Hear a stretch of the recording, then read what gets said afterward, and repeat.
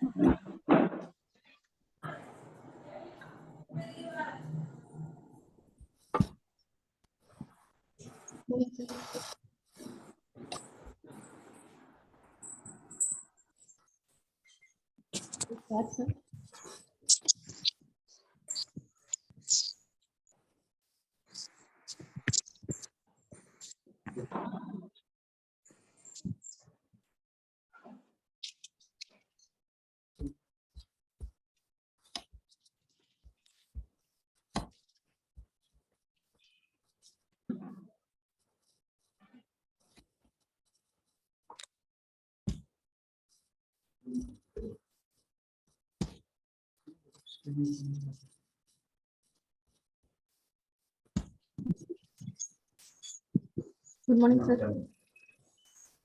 Yes. Shall I start, sir?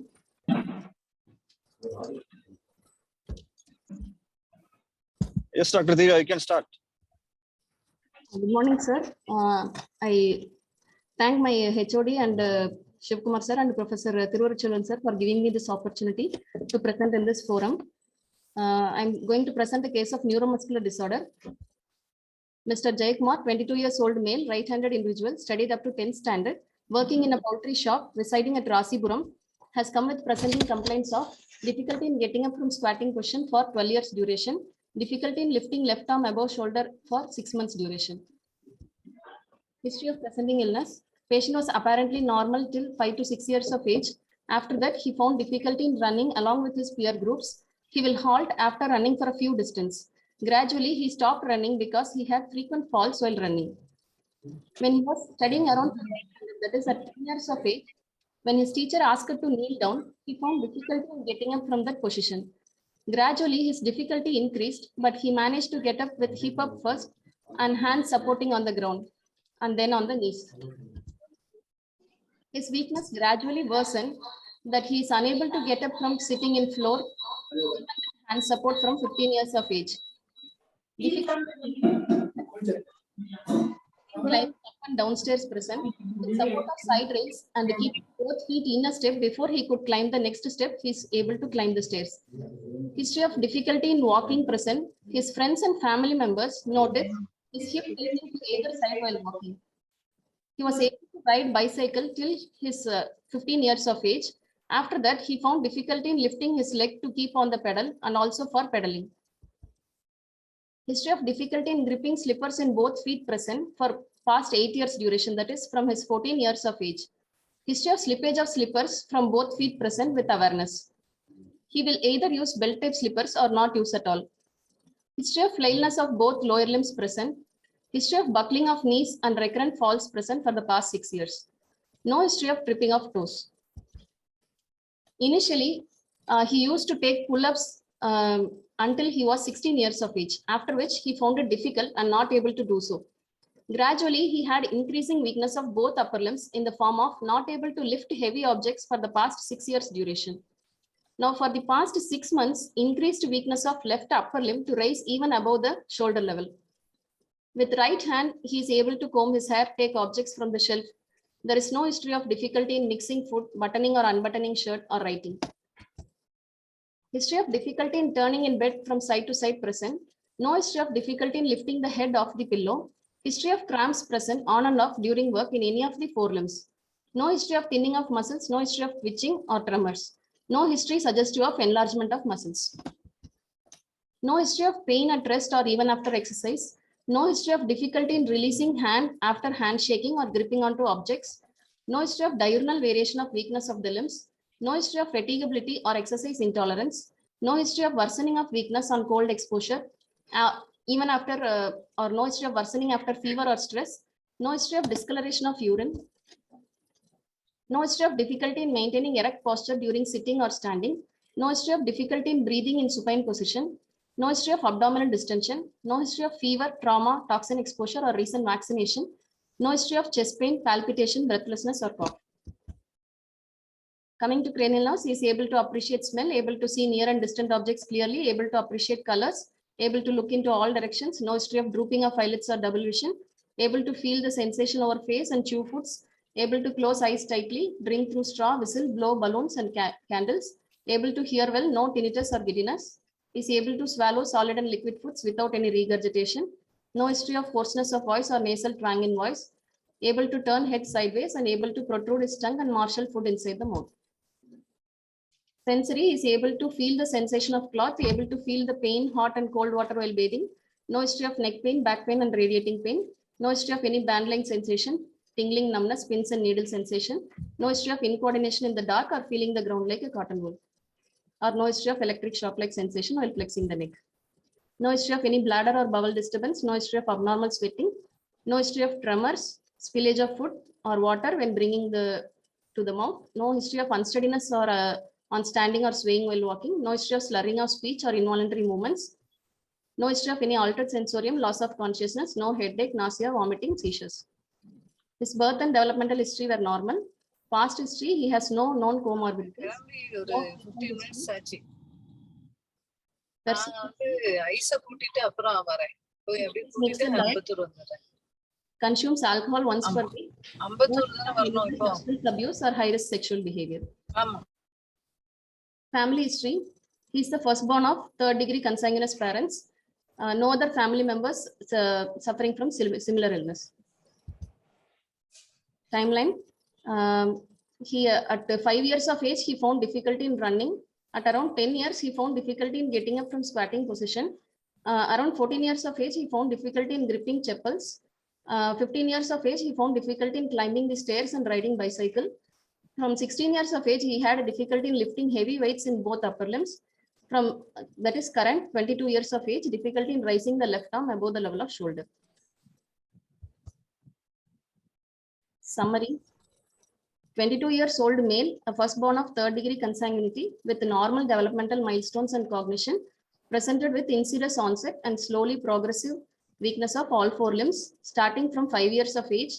Initially started in the lower limbs, proximal, followed by distal, flail type of weakness, then bilateral upper limb, proximal weakness, left more than right, with muscle cramps, without thinning or twitching of muscles.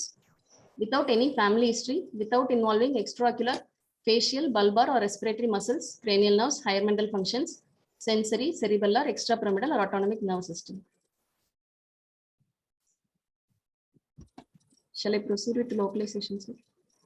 Depends on the chairperson. Yes, And, yes. and of course, Sivakumar. What does Shivakumar want? And it's, I think she can discuss at this stage regarding the professional diagnosis and the Okay. activities. First of all, Divya, Yes, sir. congratulations. It was a very good presentation and a very good summarization. You did very well. Thank you, sir. Yes, you can go ahead. Divya, you can just give your diagnosis at this point of time. What is your thinking? Yes, sir. Localization after summary, it is a element type of quadriparesis, a pure motor type. First it started with lower limb proximal, then lower limb distal, then upper limb proximal, which is asymmetrical. So at this point, I would like to consider muscle as my first possibility. The points in favor of muscle are, it is a classical phenotype of a muscle disease like proximal more than distal weakness, starting from the age of 5 years, slowly progressive insidious onset. But the point against muscle was the upper limb asymmetrical weakness, which started now. The second possibility I would like to consider is anterior horn cell, considering this asymmetry and progression, slowly progressive. So in muscle, I would like to consider the following possibilities. The first possibility could be Becker's muscular dystrophy, starting from 5 years of age, insidious onset, slowly progressive, and also the pattern of weakness, initially proximal lower limb weakness, which runs for this many years. Second possibility I would like to consider is a limb girdle pattern of muscular dystrophy. In that, depending on the age of onset, the DDs could be sarcoglycanopathy, calpainopathy, or Fukutin-related protein muscular dystrophy. Considering the asymmetry, there could be anactaminopathy or dysferlinopathy, but those are distal myopathies. The third possibility could be congenital myopathy, since it started in his early age and is very slowly progressive.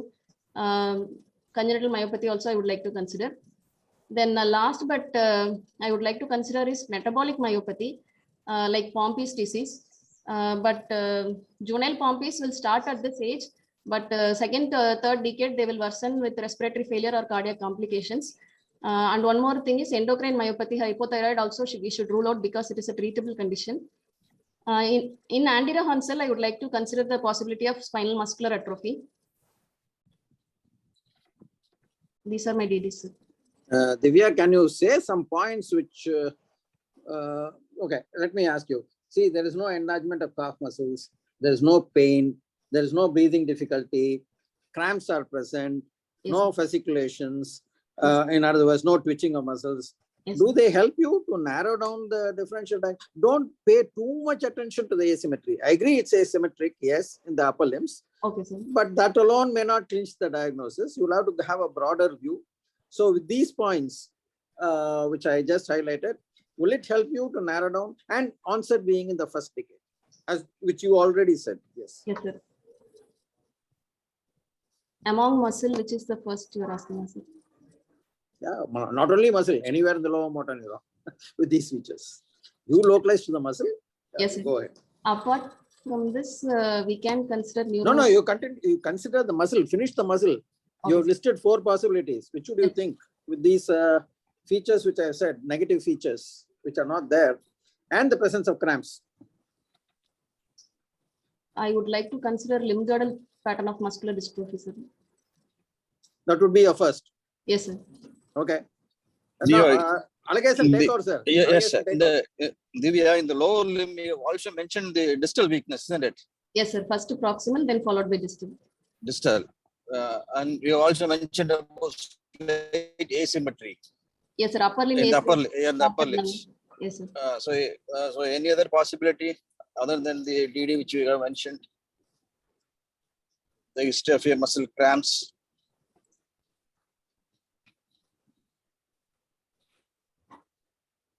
In muscle, apart from this, Sir is not asking only muscle. It can be anywhere lower motor neuron. Features are of lower motor neuron because the flaccid tone and the presentation as such, yes, sir. with no family history, onset in the first decade. Okay, sir. We can consider neuromuscular junction also, sir. Yeah, probably that's what he's leading on to. I don't know. Yes. It could be Is- congenital Yeah. myasthenia No, also. is there a history of any fluctuation of the weakness? Fluctuation of weakness, sir. Any diurnal variation No diurnal variation of weakness. or Sir. diurnal variation? Can we think of any neuromuscular junctional problem? Congenital myasthenic syndrome can be considered, sir. But Okay. considering his age of onset from 5 years to 22 years of age without any treatment, he's just slowly progressive, sir. No fluctuation or diurnal variation. No. That is not Okay. against, that is not against. No, against. That should also be considered, sir. Shivkumar, you want her to proceed or you want something else? Sir, I think we can proceed, sir. Yes, sir. Because Yes, sir. SMA, she is also considering a possibility, sir. That Okay. SMA also has to be thought of in addition to this muscle problem. Agreed. We'll see the findings. Okay, sir. Moving on to examination, general examination, the patient is conscious, oriented, moderately built and nourished. No pallor, icterus, cyanosis, clubbing, pedal edema, lymphadenopathy. No facial dysmorphism. Bilateral face cavus present. Bilateral EDB hypertrophy present. Bilateral hamartos present. Bilateral cough prominence present. No contractures. No neurocutaneous markers. No signs of vitamin deficiency. No thyroid swelling. Skin is normal. No rash or thickening. No kyphoscoliosis or exaggerated lumbar lordosis. No trophic ulcers, no peripheral nerve thickening.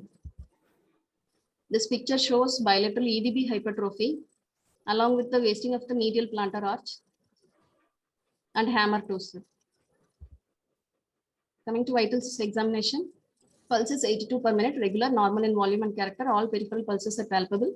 Respiratory rate is 16 per minute, regular. BP in supine position is 110/76 millimeter of mercury in the right upper limb. In standing, it is 120/80 millimeter of mercury. Single breath count is 25, height neck ratio is 11.7. Coming to higher mental functions, his attention, memory, language are normal. MMSE is 30/30 and lobar function assessment also normal. Coming to cranial nerve examination, all cranial nerves were normal, sir. Olfaction normal bilaterally, cranial nerve 2, visual acuity, visual field, color vision, fundus normal bilaterally, 3, 4, 6, bilateral EOM full, no ptosis, nystagmus, saccades and pursuit were normal. Optokinetic nystagmus, normal response. Direct and indirect light reflexes were present, normal bilateral. Fifth nerve, both sensory motor were normal. You go to spinomotor system. When the cranial is normal, you can go ahead. Yes, cranial nerves are normal. In trunk, there is no fibrillation. Spinomotor system examination. Bulk, there is a mild asymmetry in the bulk in the left upper limb, left arm, 1 centimeter less than the right arm, and in thigh, 2 centimeter right thigh is less than the left one, and the leg calf is 1 centimeter less on the left side, sir. And this picture shows bilateral dorsal interossei, mild dorsal interossei wasting, sir. And bilateral apparent calf enlargement was present, sir.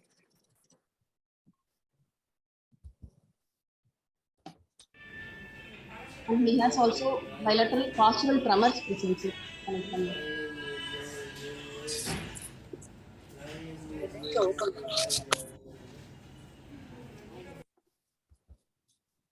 Coming to tone, his upper limb tone was normal, lower limb hypotonia present bilaterally. Power examination, trapezius normal bilaterally, supraspinatus weak bilaterally, infraspinatus rhomboid spectralis, latissimus dorsi weak bilaterally, serratus anterior weak. Deltoid, in the right arm it is 4, MRC grade 4, and in the left arm it is MRC grade 3. Biceps 4+ and 4-, triceps it is 4- and 3. Brachioradialis it is 4+ and 4. So in upper limb proximal, there is a asymmetricity between right and left, and also triceps is more weaker than biceps. Coming to distal upper limb, distal mild weakness, wrist flexion extension almost 4+. All the other small intrinsic muscles of hand like abductor pollicis brevis opponens, abductor digiti minimi, palmar interossei, dorsal interossei, and lumbricals were weak. Coming to lower limb power, iliopsoas power 3, gluteus maximus 4, gluteus medius and minimus 4-, adductors 3, quadriceps 3, and hamstrings 4- and 4. So the more weak muscles are hip flexion, adduction, and knee extension. Distal lower limb, ankle dorsiflexion is a bit weaker than plantar flexion, sir. 4, and plantar flexion is 4+. Inversion, eversion were weak. Toe flexion, extension, toe flexion was 4+, and extension was 4. Extension is 4 bilaterally.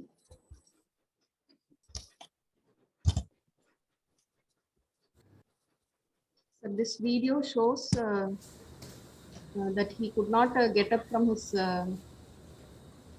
sitting position, sir. He uses his hip abductor to stabilize him.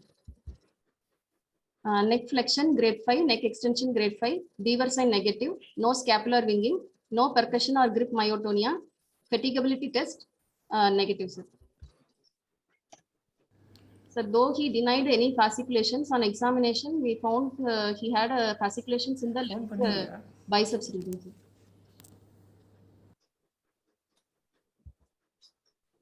Superficial reflexes were present, plantar flexor on bilaterally. Coming to deep tendon reflexes, jaw jerk not elicitable. All the reflexes were hyporeflexic, sir, from biceps, triceps, supinator, knee and ankle jerk. Universal hyporeflexia present, sir. Sensory system examination normal. Stance normal, gait, waddling gait present. Coordination normal bilaterally. Extrapyramidal system normal, sir. Autonomic nerve system normal. Spine and cranium normal. Other system examination normal. CVS, the apical impulse felt in the left to fifth intercostal space, half-inch medial to the midclavicular line, sir. No hepatosplenomegaly in the abdomen. Summarizing after examination, a 22-year-old male, firstborn of third degree consanguinity with normal developmental milestones and cognition, presented with insidious onset, slowly progressive weakness of all four limbs. Initially started in the lower limb proximal, followed by distal, flail type of weakness, then bilateral upper limb proximal weakness.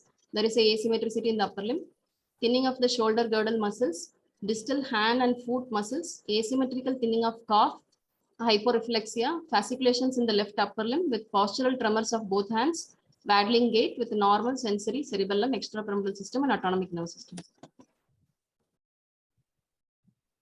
So structure localization after examination, anterior horn cell would be my first possibility, sir.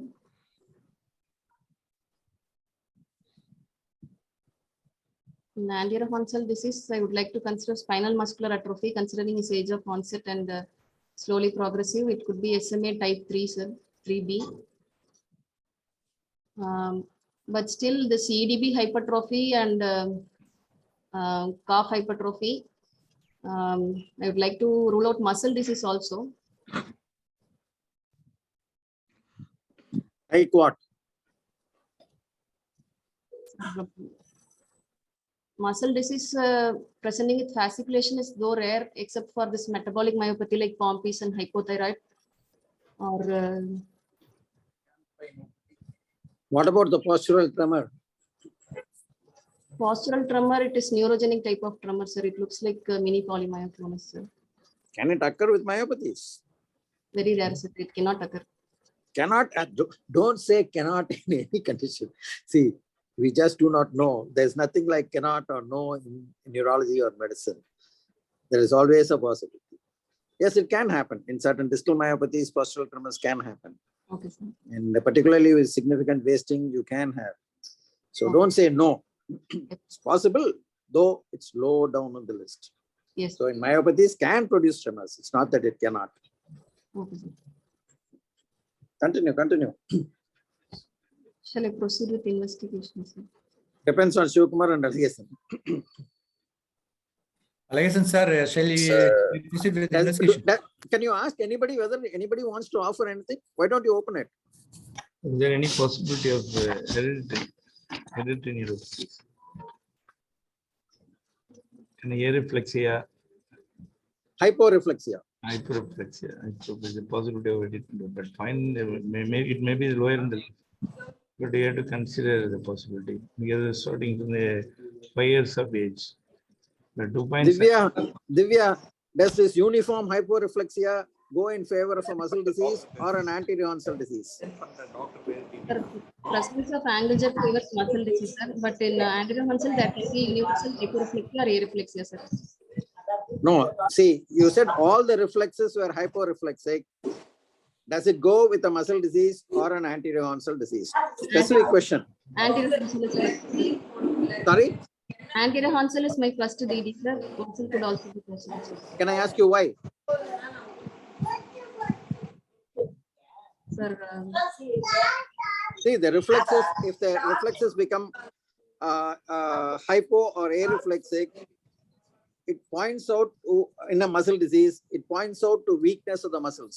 Yes, sir. Unless the weakness of the muscle is significant or pari passu with the loss of reflexes, generally, it does not reflect a muscle disease. Yes, sir. But with an anterior hornsel disease, you can have a uniform hyporeflexia, particularly in SMA.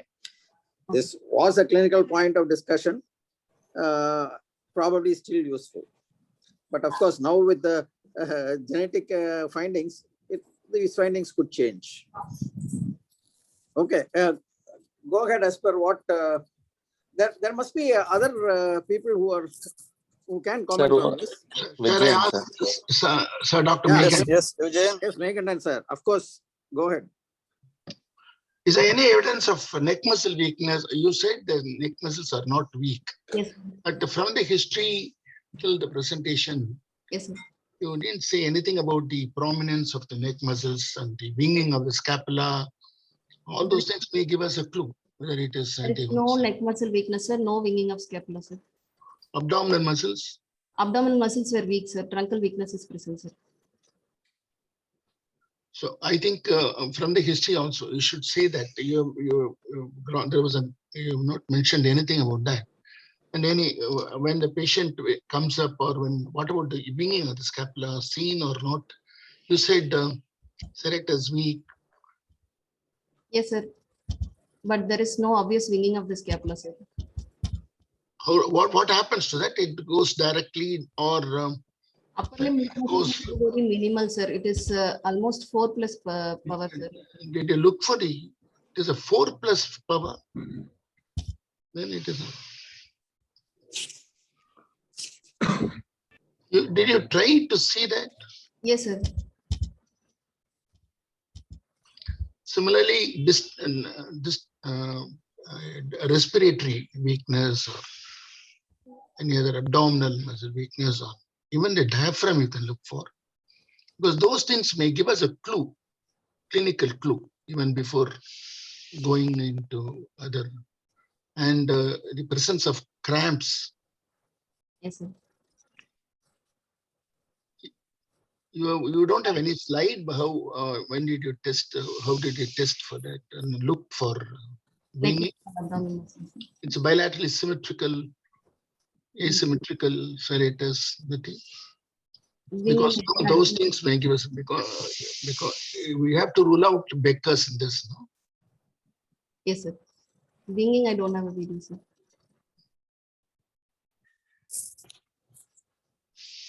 Thank you. Vijayan. Madam, sir, was an uh, ECG done in this patient? ECG. Yes, sir. I was Done. interested. Shall I proceed? Did She has the not come to ECG show? investigations yet. Okay. No, because she told about the hand tremor.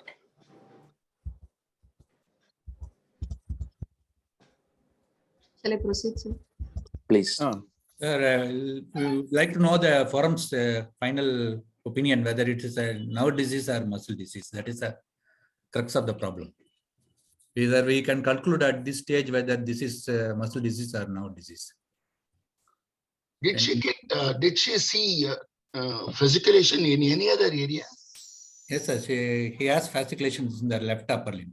That is a There's only area. One part she showed. pectoral muscles, pectoral and biceps. Yes, sir. I could find in only one limb, sir. No other area. And the patient is not aware of it. Yes, sir. He's not aware of that. But for that, it looks more of muscle disease rather than anti-Hansen. But if the fasciculations are there, very prominent, it is more in favor of anti-Hansen. Okay, sir. Sivakumar. So at this, so even after the examination, it's very difficult to say whether it is a muscle or nerve. Sir, I feel that asymmetry is in more favor of asymmetry in fasciculations, more in favor of spinal muscular atrophy. That is a nerve disease than muscle disease. Otherwise, I also have to wait for investigations. The cramps also into consideration. Cramps. We've left off the cramps. Yes, sir. Cramps and fasciculation both indicate motor neuron hyperexcitability, sir. So it could be present in muscle disease and also in nerve disease, sir. It is an element. It indicates element. Right. So where are we? But it is more in favor of a nerve disease than a muscle disease, and cramps, and that's what I thought at least. In conjunction with EDB and calf muscle hypertrophy, Vijayan. Yes, sir. That is the only thing that is. But any severe proximal muscle weakness is going to produce EDP hypertrophy. So that is only weakness is going to produce EDP hypertrophy. That's what is the basis of EDP hypertrophy in most of, because it gets paired and gets hypertrophy because of significant proximal weakness. Though not always true, it is usually attributed due to a muscle disease, isn't it?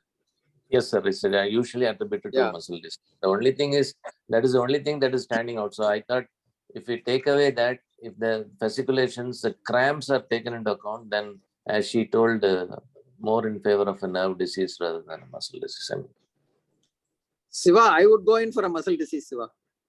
I will also opt for muscle disease. It is very difficult. My first impression is nerve disease, sir, because of these 2 points, the asymmetrical and as well as the fasciculations. Fasciculations are very prominent, sir, which is unlikely in a muscle disease. But single muscle.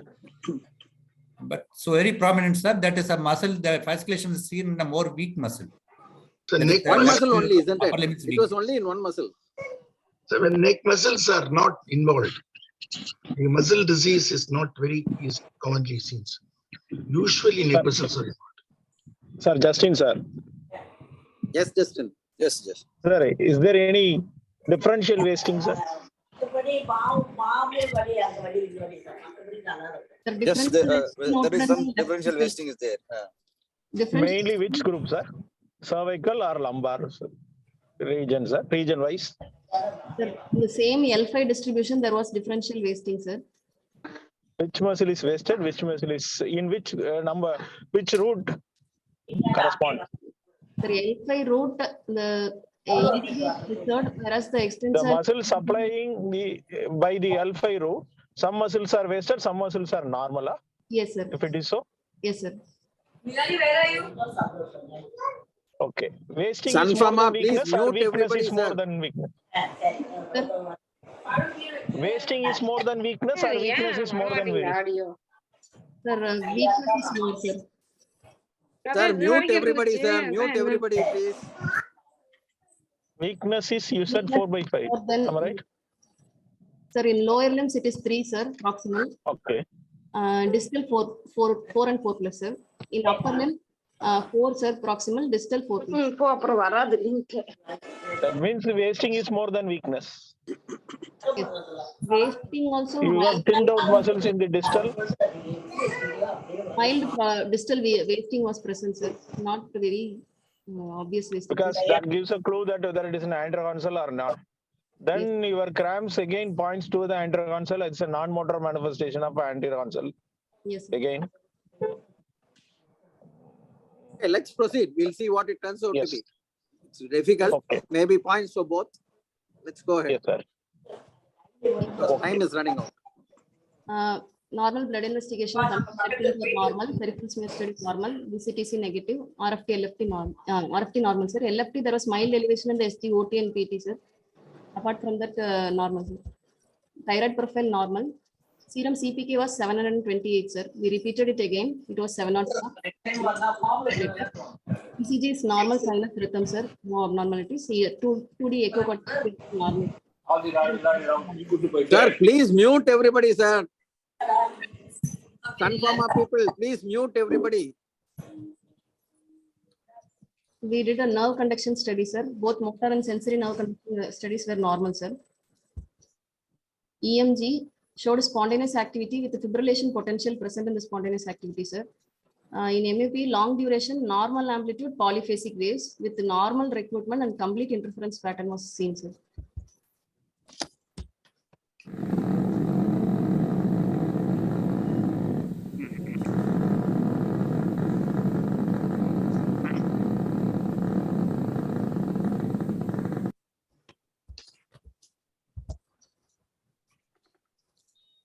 Shall I proceed, sir? Yeah, go ahead. Can you show the fibrillation potential? You have Yes. recorded? Just a minute, sir. Because that's very important here. Because you show the complete interference pattern and more in favor of myopathy. And we had clinically fasciculation.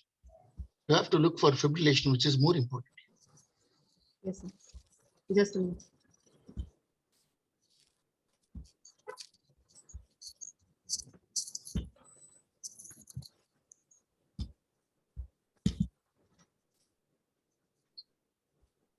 That's going to change the whole diagnosis.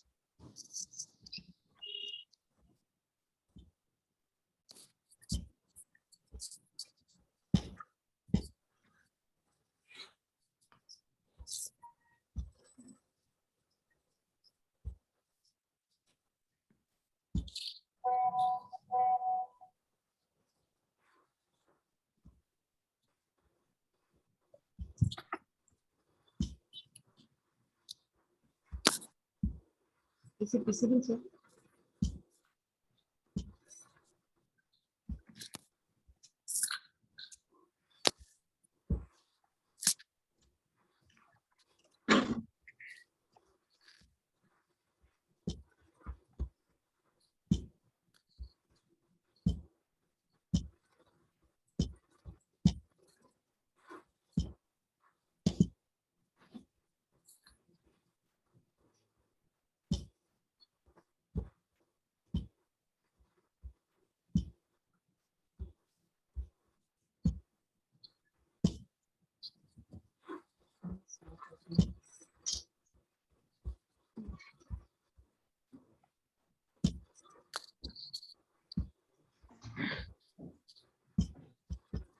Zoom is not open. Zoom is not open. It's okay, ma'am, but you found Okay. fasciculations. You found fibrillations, isn't it? Sir? You found fibrillations. Yes, now I will share, sir. We found fibrillation. We'll take it. Go ahead with the biopsy.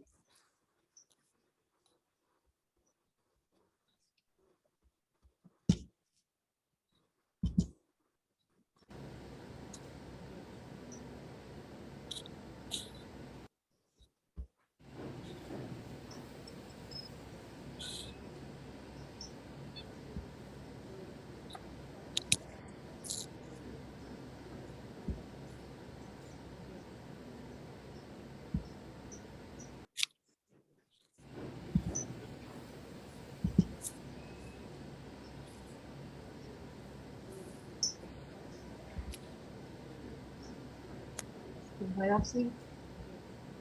Yeah, go ahead. We don't have much time. Type on fiber grouping, sir. Okay. Genetic diagnosis.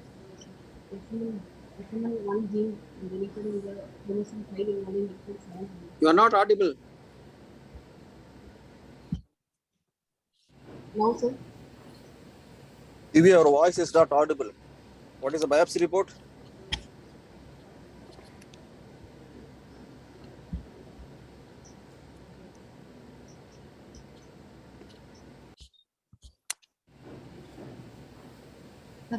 Can you hear me now, sir? Yes. Sir, biopsy report showed type 1 fiber grouping with neurogenic changes, sir. Okay. And we proceeded with genetic analysis, sir. It showed SMN1 gene deletion in the chromosome 5 involving exon 7 and 8, sir. Good.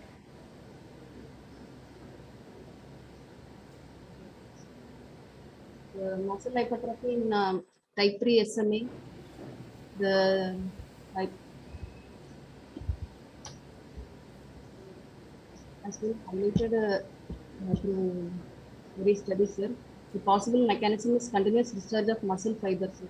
And the recent hypothesis is that the overexpression of mechanistic target of rapamycin is leading to activation of protein synthesis, sir. Thank you, sir. Thank you. Thank you. So thank you, Divya, for your excellent presentation. Thank you, sir. But I think the atypical feature in this case is the tremor, isn't it? Yes, sir. And Fascinating. you have also mentioned about the postural tremor. Yes, sir. Sir, one doubt, sir, is not so much of wasting, but areflexia and hyperreflexia. How can we explain? It can occur, may occur in SMA. But explanation is areflexia, hyperreflexia.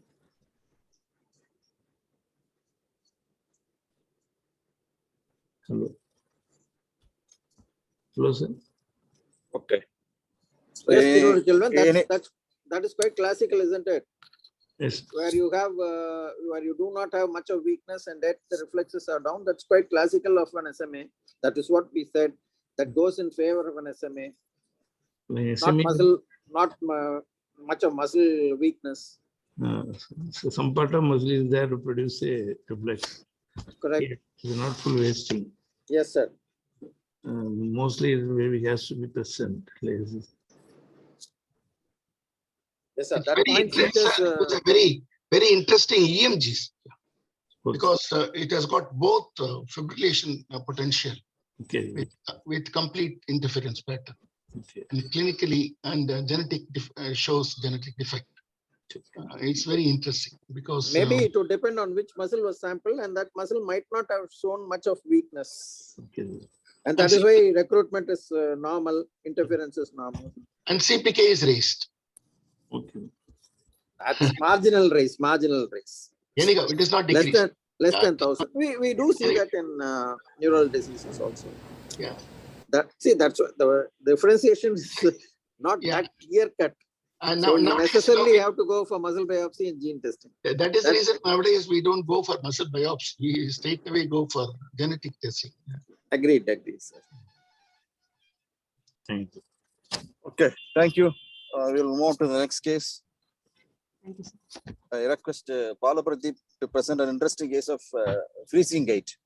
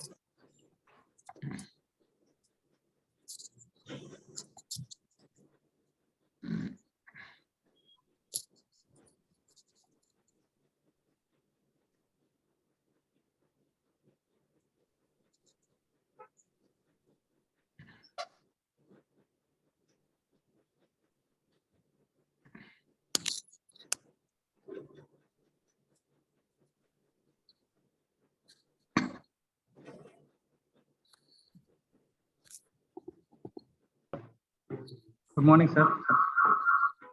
I'm Dr. Pala Pradeep. I thank my HOD, sir, Dr. Shivakumar, Professor Tiruvallur sir, for giving me this opportunity. Today, I'm presenting a case of freezing gait for discussion.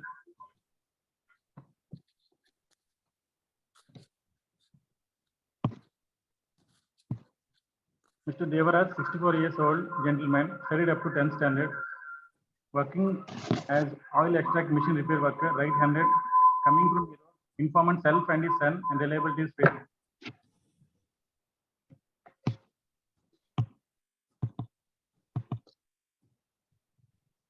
Present with chief complaints of difficulty in walking for 6 months, slowness of activities of daily living for 6 months.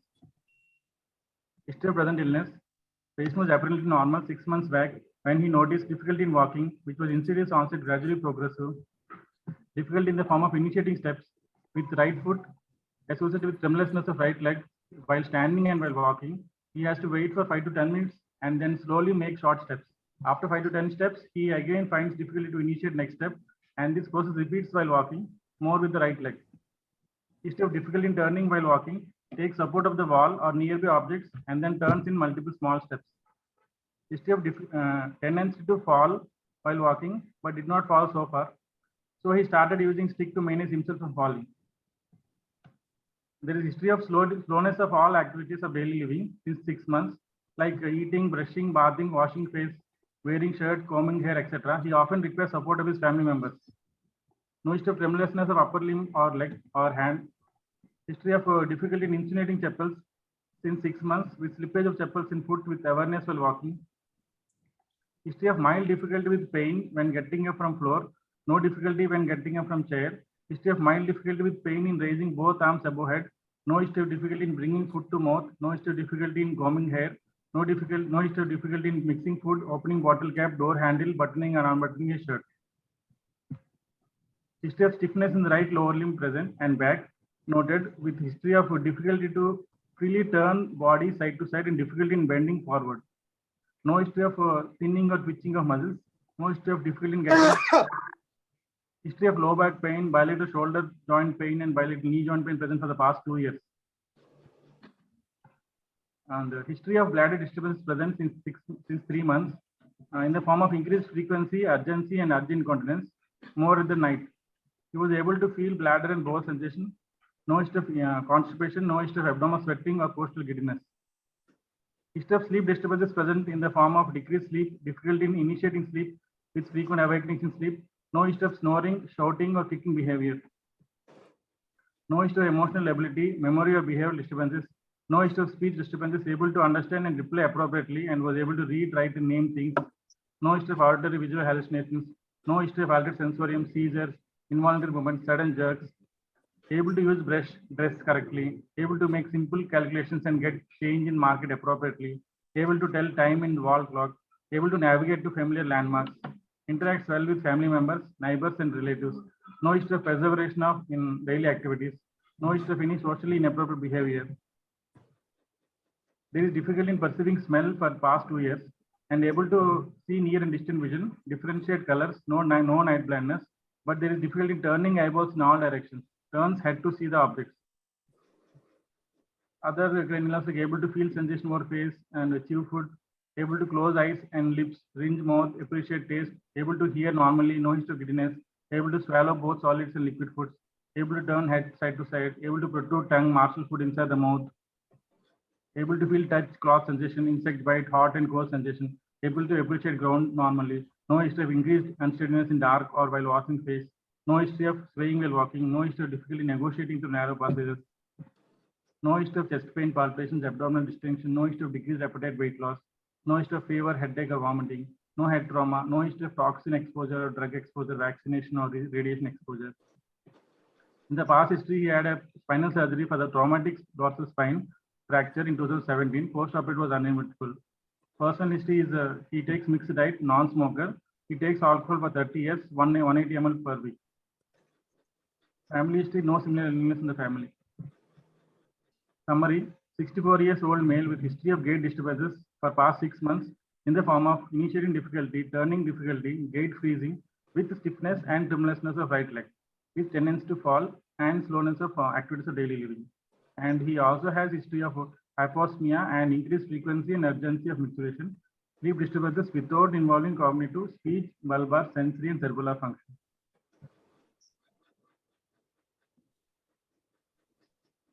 Right. Localization. Any history of diabetes or hypertension or hypercholesterolemia? Any risk factors for ischemia? No, sir. No history of diabetes, sir. No history of hypertension or the risk factors of cardiovascular risk factors, sir.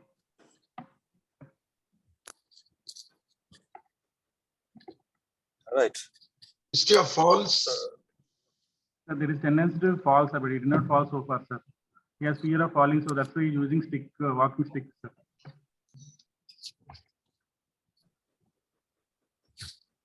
Okay.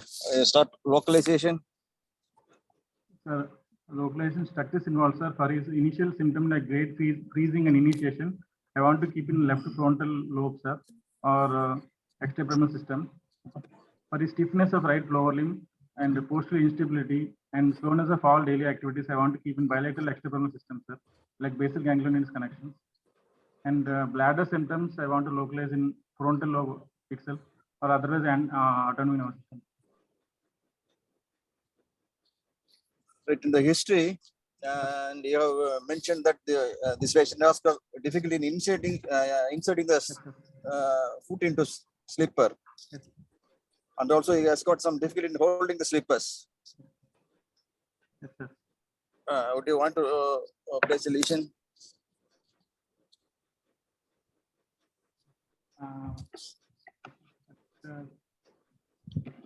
Hello? That can be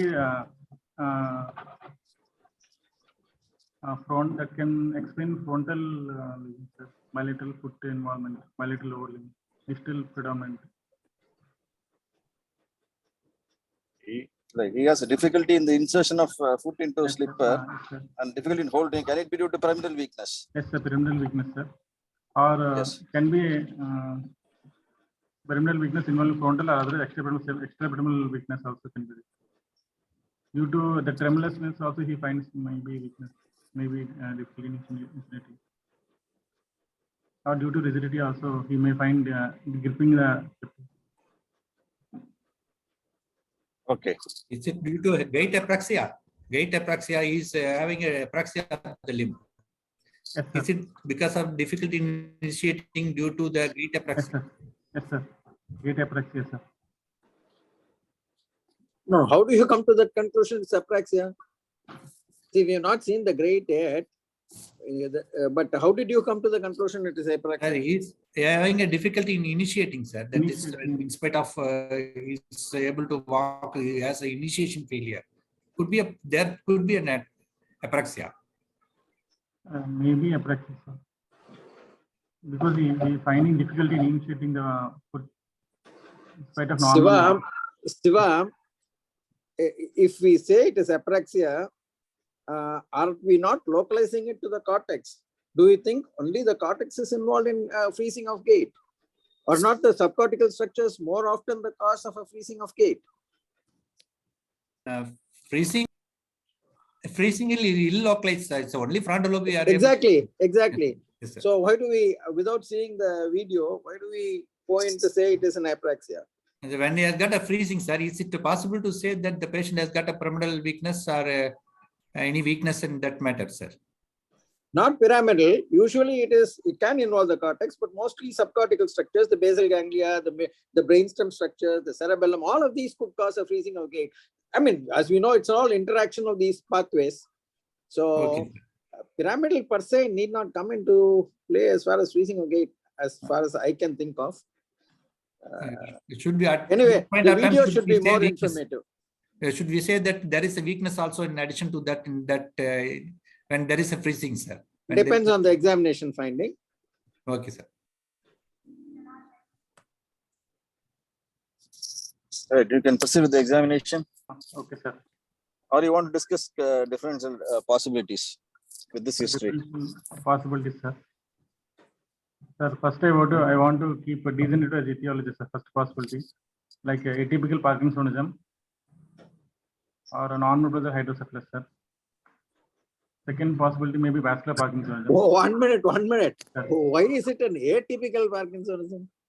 Because in Parkinson, usually that bradykinesis will be there, sir, but the tremor and posterior instability will be there, sir. But that lower body predominant with freezing types will be late in Parkinson's, idiopathic Parkinson. So far, you have said it's only on one side. It started off with difficulty on the right side. It stays with difficulty on the right side. It's a unilateral presentation as so far what you have presented. So, and it started off in the lower limb, it's freezing of gait. Agreed. The freezing of initial starting with freezing of gait is little unusual with Parkinson's. Yes. But that is something which could have brought him to notice. He could have had unnoticeable symptoms earlier or signs earlier. But this is what brought him to notice, brought him to you, because he has been having this difficulty of freezing, which means there is progression. So I agree, it can be atypical, but there is nothing to say it can't be, or it is only atypical, it's not Parkinson's. There are several features which go in with Parkinson's also, with hyposmia and features, unless, of course, we just say this is of a short duration, 6 months. That is what is a red flag. Early bladder involvement. And early bladder also. That doesn't say it is atypical Parkinson's. Atypical Parkinson's is a misleading terminology. Okay, go ahead, Bala. Sir, vascular Parkinsonism, because lower body predominant, sir. started with lower limbs only. Otherwise, we Let's need to go on. promote- Let's go on to the findings and let's see video. Okay, sir. Sir, general examination, hypomemic face, edentulous teeth, reduced blink rate 6 to 8 per minute, surgical scar at the level of thoracic vertebra, bilateral varicose veins, bilateral pedal limb present, bilateral knee joint tenderness swelling, no neurocutaneous markers of spinal deformity, and vitals pulse 78 per minute, normal rhythm, volume character felt in all peripheral pulses, blood pressure 140 by 90 millimeters mercury, right arm supine, and after 3 minutes 146 by 100 in standing position, no postal hypotension, respiratory rate is 18 per minute, regular, temperature normal, height 160 centimeters, weight 65 kgs, height neck ratio 12. Higher mental functions, sir. Conscious oriented to time place person, cooperative, MMSC score is 27 by 30. Language is normal, sir. Spontaneous speech, fluency, prosody, grammar, syntax is also normal. No initiation difficulty, no paraphrases, circumlocutions, or word finding difficulty. Comprehension, repetition, naming, reading, and writing normal. Frontal lobe test, sir. Level of consciousness is alert. Orientation to time place person present. Tapir test is commission 3 and omission 2, sir. Attention deficit is there.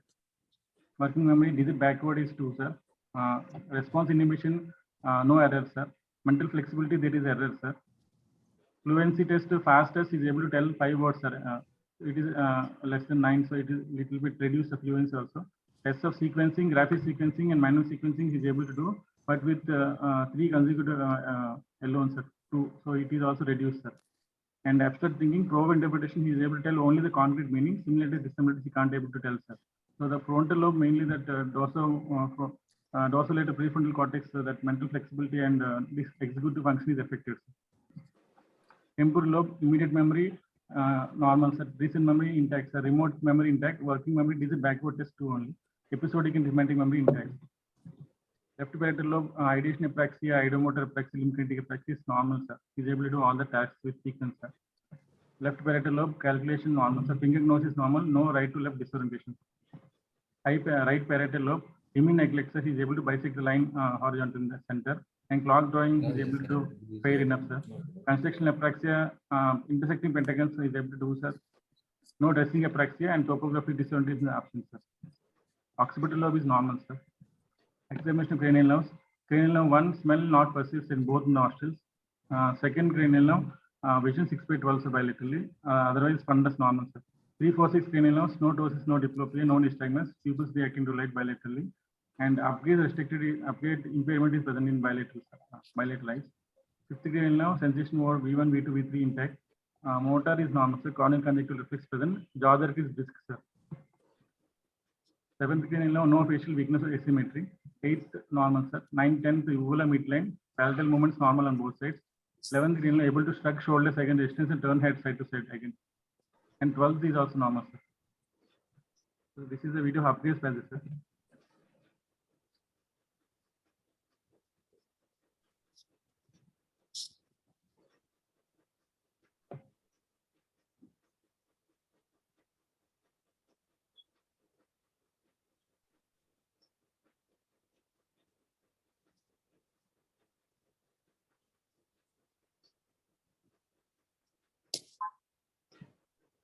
So spinal motor system bulk symmetrical, no apparent wasting. Tone, right side upper and lower limb increase, sir. Left side lower limb increase, sir.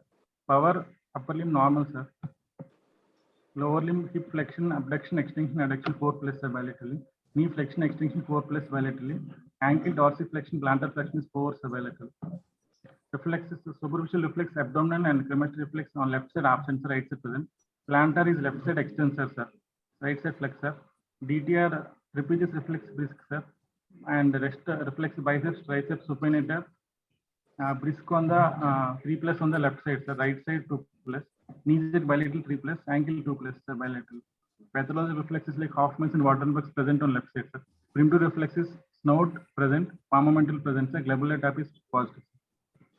This is a gate freezing, sir.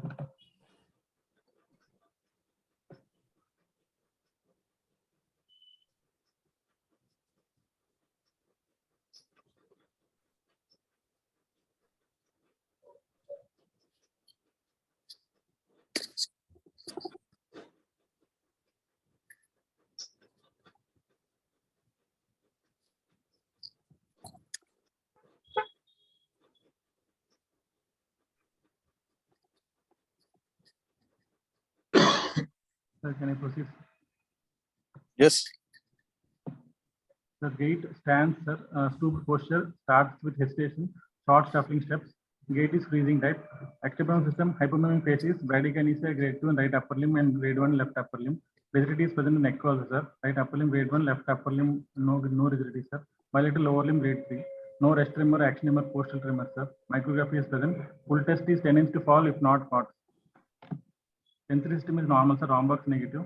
Cortical suggestion is normal. No cerebral signs, no meningeal signs. Spine and cranium normal. Other systems are also normal. A summary: 64 years old male with chronic neurological illness in 6 months. Incidence also gradually progressive with history of gait initiating difficulty, turning difficulty, gait freezing, right more than left with rigidity, bradykinesia, paraparesis, distal more than proximal, exaggerated reflexes, brisk jazer, plantar extensor with frontal lobe involving planning and executive dysfunction, hypoosmia, appears restriction, bladder disturbance in the form of frequency and urgency, and sleep disturbances, without involving speech, bulbar, sensory, and cerebellar function.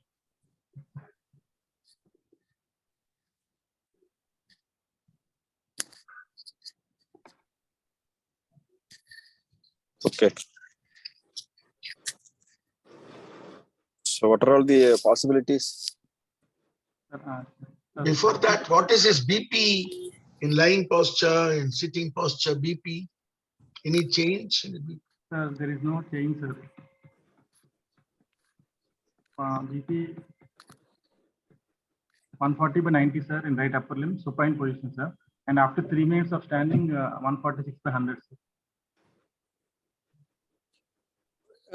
Were you able to notice any dystonia? No, sir. Upper limbs on stretching out? No, sir.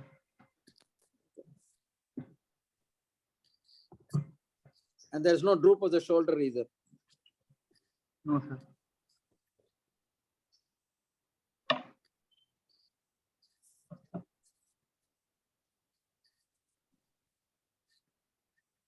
This patient has cervical rigidity, but you have mentioned the tone is increased in the upper and lower limbs. What type of hypertonia? Is spasticity or rigidity? Rigidity, The limbs. Rigidity, sir.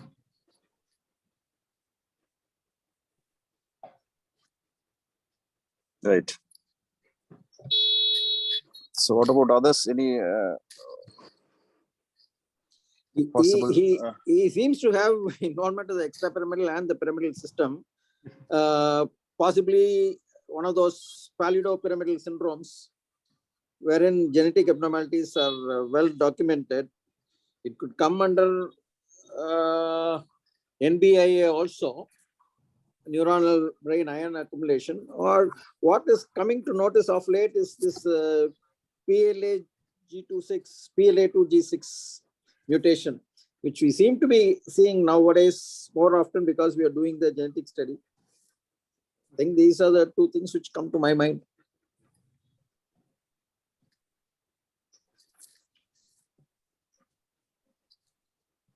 I want to. Okay. Proceed with the investigations. This involve left frontal lobe, terminal tract above pons surface because the disc is jazer and bilateral external system, sir.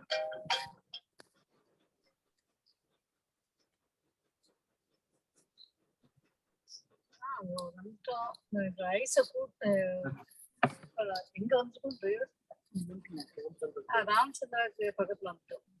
Proceed for investigation, sir. Yes. Okay. The investigations, routine CBC, blood sugar, RFT, LFT, thyroid normal, sir. HIV not reactive, VDL negative, sir. So this is the MRI of the patient, sir. E2 image showing hyperintensity in the subcortical around the coronary radius, sir. Any comments about the linear hyperintensity seen here on the pallidum?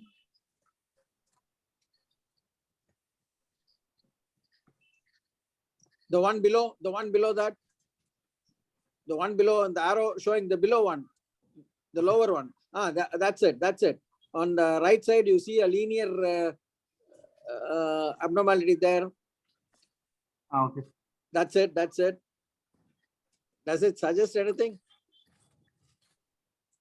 That's been described as a feature of this PCAN, MCAN, that is brain iron accumulation disorders. Anyway, you proceed. I am biased. This is explain restrictions. Sir.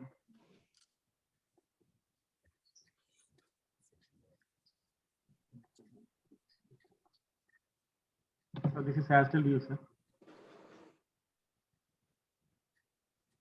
T1 axial you have. T1 axial. Not this. Sorry. It is not this. Not available. Okay.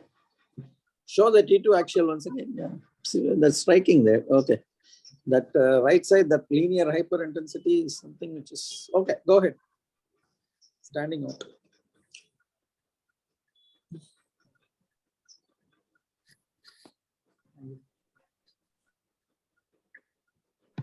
Genetic studies. Not done. Siva. Sir, only clinical and image wise, sir, the discussion. There is no studies done for this patient, sir. I see. Would you agree this is a pallidopyramidal syndrome? Not aware of this, sir. No, he has involvement of the basal ganglia. He has I involvement think of the vascular clinical signs. problem. He has significant white matter hyperintensities agreed to, but there are no vascular risk factors. And see, we very often see these pictures with neurodegenerative disorders also. That is this, if you want to call them as leukoariosis, it is anyway, all suggest subcortical involvement. But the clinical picture is, see, you don't get this sort of a picture in vascular disorders.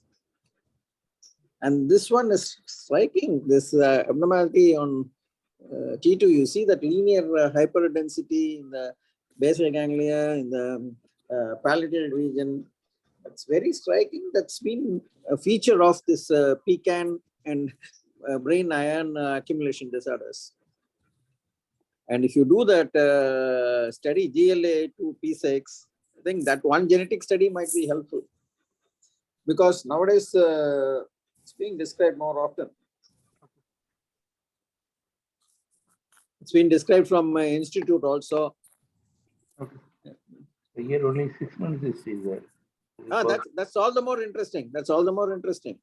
That's why either it was subclinical earlier and it has come to his notice because of the gait difficulty, or if it is 6 months, then we'll have to think, yeah, you'll have to consider also, if it is a short duration, you'll have to consider autoimmune also. But there's autoimmune, nothing fits into this clinical picture.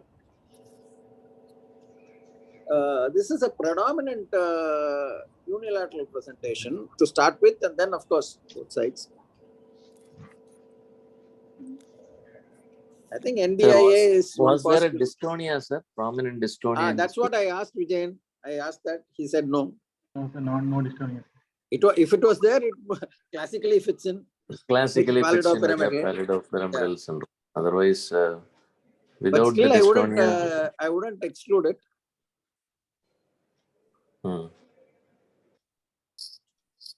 What is the conclusion, sir? Finally, that's what he has asked. Sivakumar wants our opinion on that.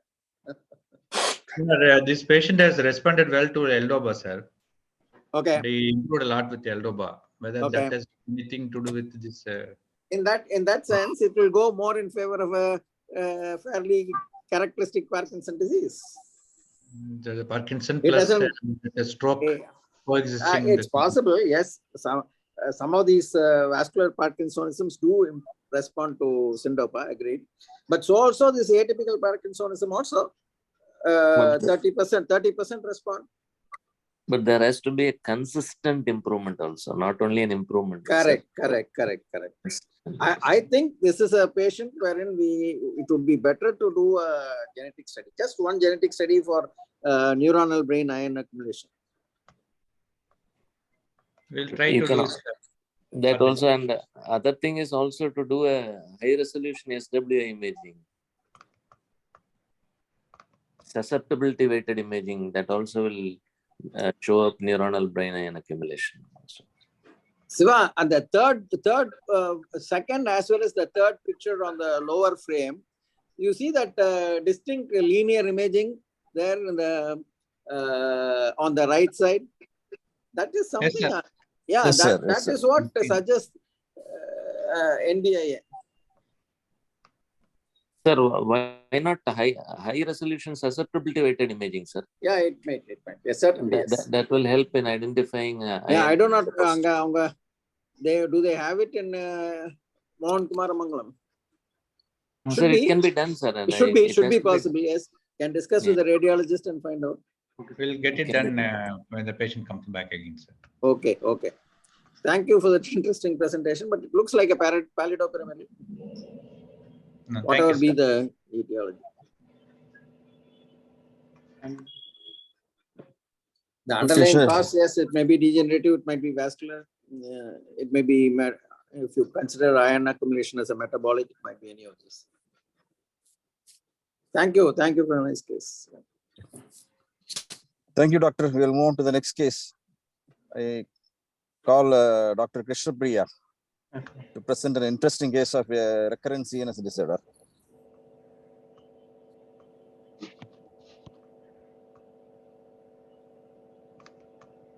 SW.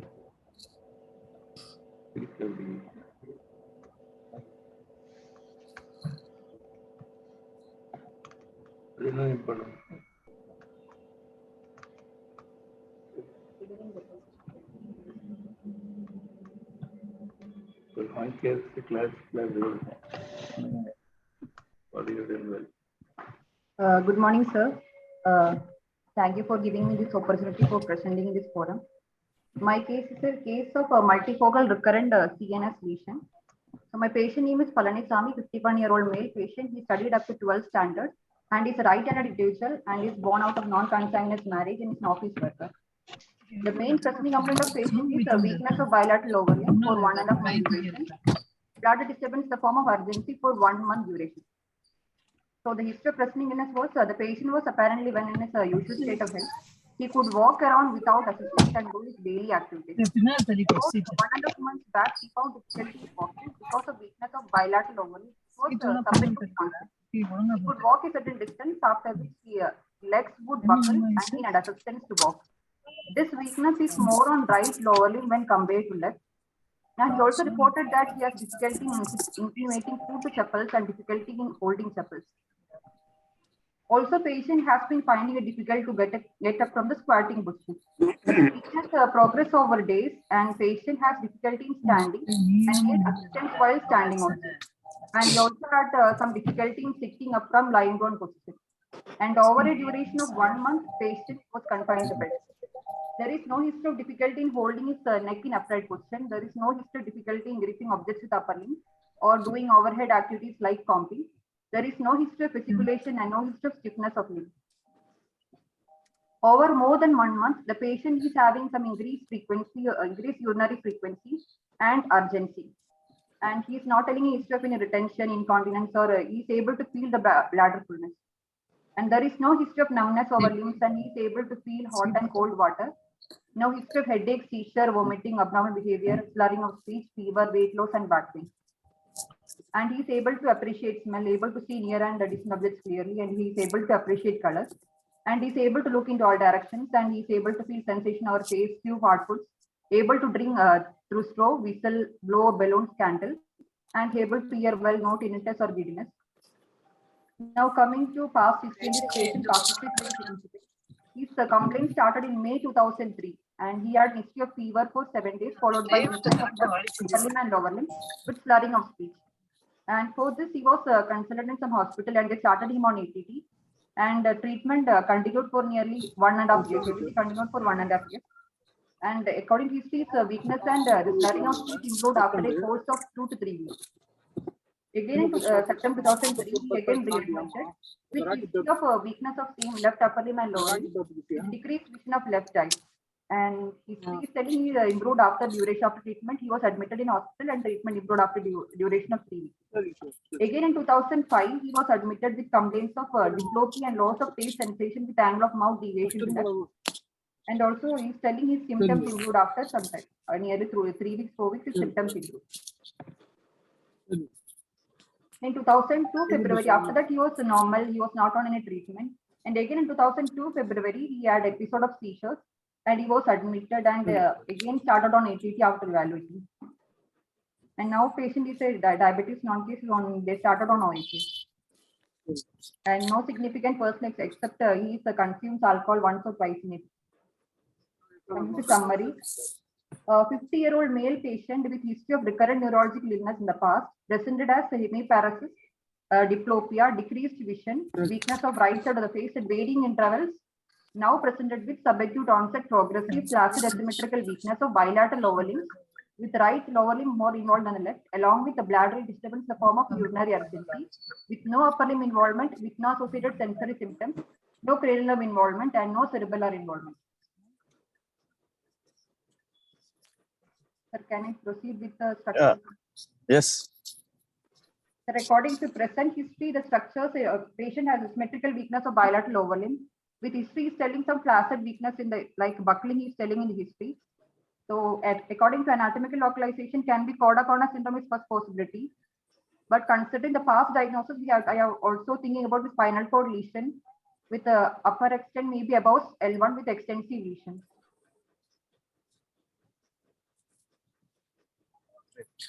Can you think of a cortical lesion for this present weakness?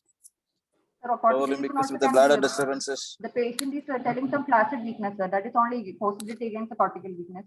He is telling some buckling, cortical weakness also one can possibility, but the buckling is, and asymmetry is also there. The patient is telling left side lower limb is more involved than the right lower limb. 2 points against cortical lesion.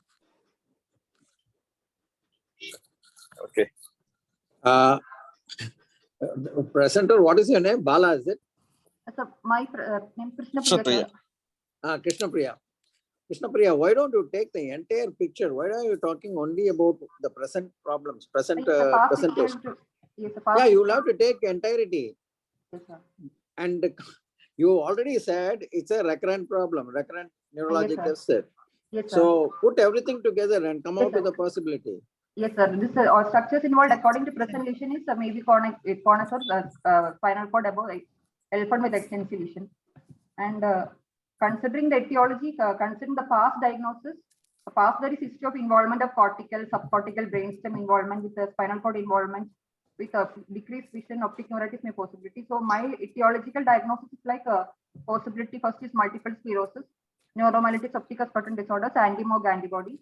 And rare possibility also I am considering like CNS vasculitis, as there is no other systemic features before no present history, and sarcoidosis, sir. No, Madam, I think sir was asking whether you want to include the different levels of neuroaxis. That was what sir was asking. Exactly. You are on the point, Vijay. Yes, sir. Maybe. It's a multi-axial involvement, isn't it? Yes, sir. Yes, sir. So what are the structures which are affected? Sir, one possibility, first I'm telling sir, 4 possibilities, sir, because there is urinary urgency, sir, and weakness of bilateral lower limbs, sir, with asymmetrical involvement of right more than left, sir. First possibility I am telling is code involvement, sir, in this at this present case. Considering the past history, we can make localize to brainstem, cortical, subcortical, and one history of optic neuritis is loss of vision can be. What is there to say cortical? Sir, why do you say cortical? First history is like weakness of left upper limb and lower limb slurring of speech, sir. Yeah, that doesn't mean it's cortical. Sir, it can localize to 3, maybe can be cortical, subcortical, or brainstem. It can be, sir. So why go to cortical? The first history, there is weakness of left upper limb and lower limb slurring of speech. That yes, that could be a subcortical involvement. Yes, sir. Then again, there is a recurrence in the same side. Of course, this time with the optic nerve involvement. Yes, sir. Third time with optic nerve involvement. Possible optic nerve. Yes, sir. Then the third time is diplopia with taste sensation, which would probably suggest a brainstem involvement. Yes, sir. Fontaine involvement can be that. And now the possibility could either be a spinal cord or the brainstem. Yes, sir. Okay. Did you mention anywhere along the line that she had seizures? Actually, not a present history, sir. One episode of past history is telling seizures, sir. In 2002 February, he is telling some episode of seizures, sir. In past history, sir. Yeah, that's right. But Yes, everything, so much of the presentation is past only, no? Yes, sir. So if there had been a history of seizures, then probably you could bring in cortical also. But we Yes, need to know what exactly was the seizure, the description of the seizure pattern Yes, before we conclude on that. Okay, so it's a multi-axial involvement. Yes, It's sir. not only a cord involvement. Yes, sir. Okay. And now you can say what are the possible etiologies of this multi-axial involvement, which was all, which came and improved, Yes, sir. except the present one. Yes, sir. Okay. So possible etiologies, sir. Yeah, you already discussed those. You already mentioned. Fine. I Yes, think sir. there's no, if there is anything anybody else wants to add, they can go ahead. Allegations, sir, you can take over. Yes, sir. Still with the examination findings, sir, will go. Sir, I have doubts, sir. There is a gap of about 17 years. After the 2005, there is no patient was normal. So far, he has not developed anything. Whether we have to club it with the previous episodes or we have to take it as a separate one. This is a new illness. Not unknown with MS. You're seeing patients who have been asymptomatic for up to 20 years even. But okay, sir, we can think of it. But whether at this, because he is also now getting aged, whether the present symptom is a different illness than the previous one. You can always consider that. But we will have to exclude the first possibility is very likely a demyelinating. Particularly, the features are very much suggestive for demyelinating illness. Okay. Always we can consider two possibilities. Why not? Let us see what the findings show.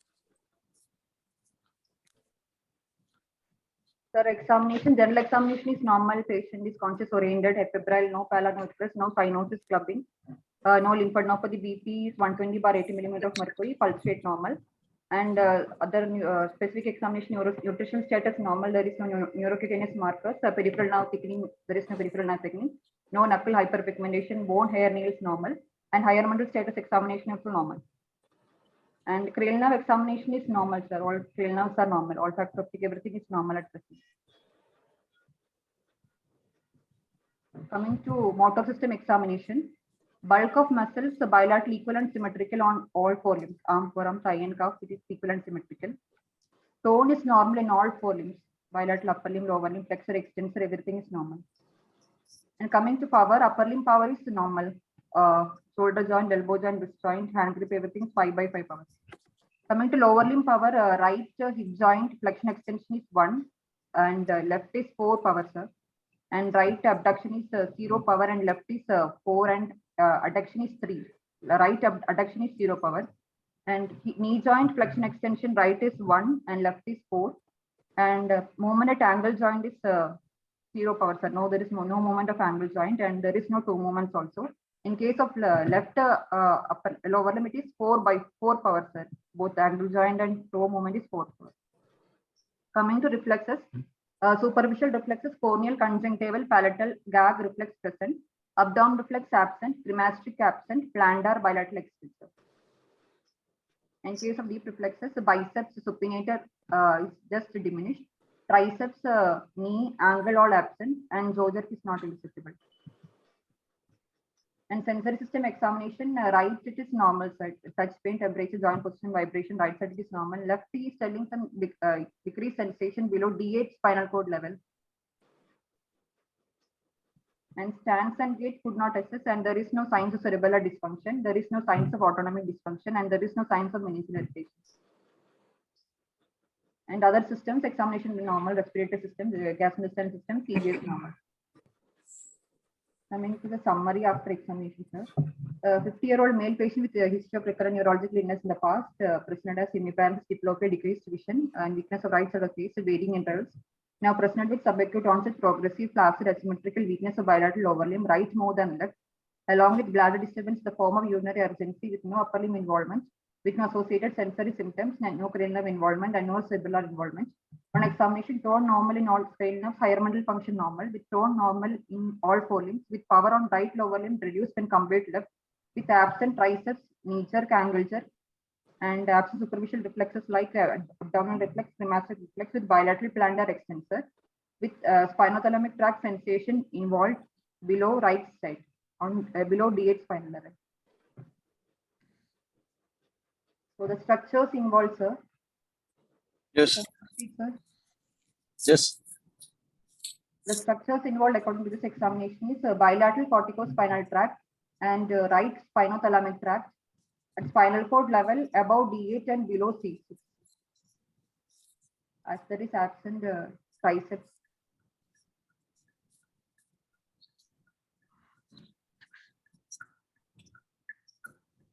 Proceed. Proceed.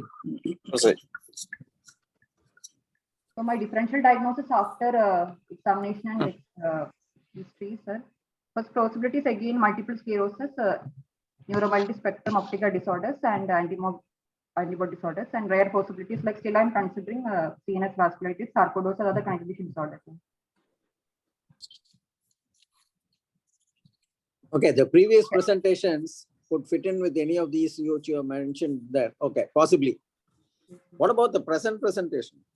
Which of these would fit in with the, which of these differentials which you have mentioned would fit in with the present features, clinical features? Sir, involvement of sport involvement is there, sir. More in favor of multiple sclerosis, sir. Why? Or NMSOD also possibility, sir. Both can be considered, sir. Why not MOG? Myelitis is the involvement of myelitis can be seen in. No, why not MOG? Yes, sir. MOG also possibility, sir. These three are possibilities, sir, after examination. Go back to the previous slide of yours. Yeah. So with this, the question now asked is which of these is likely with this sort of a presentation which you have presented? In other words, what is this presentation characteristic of?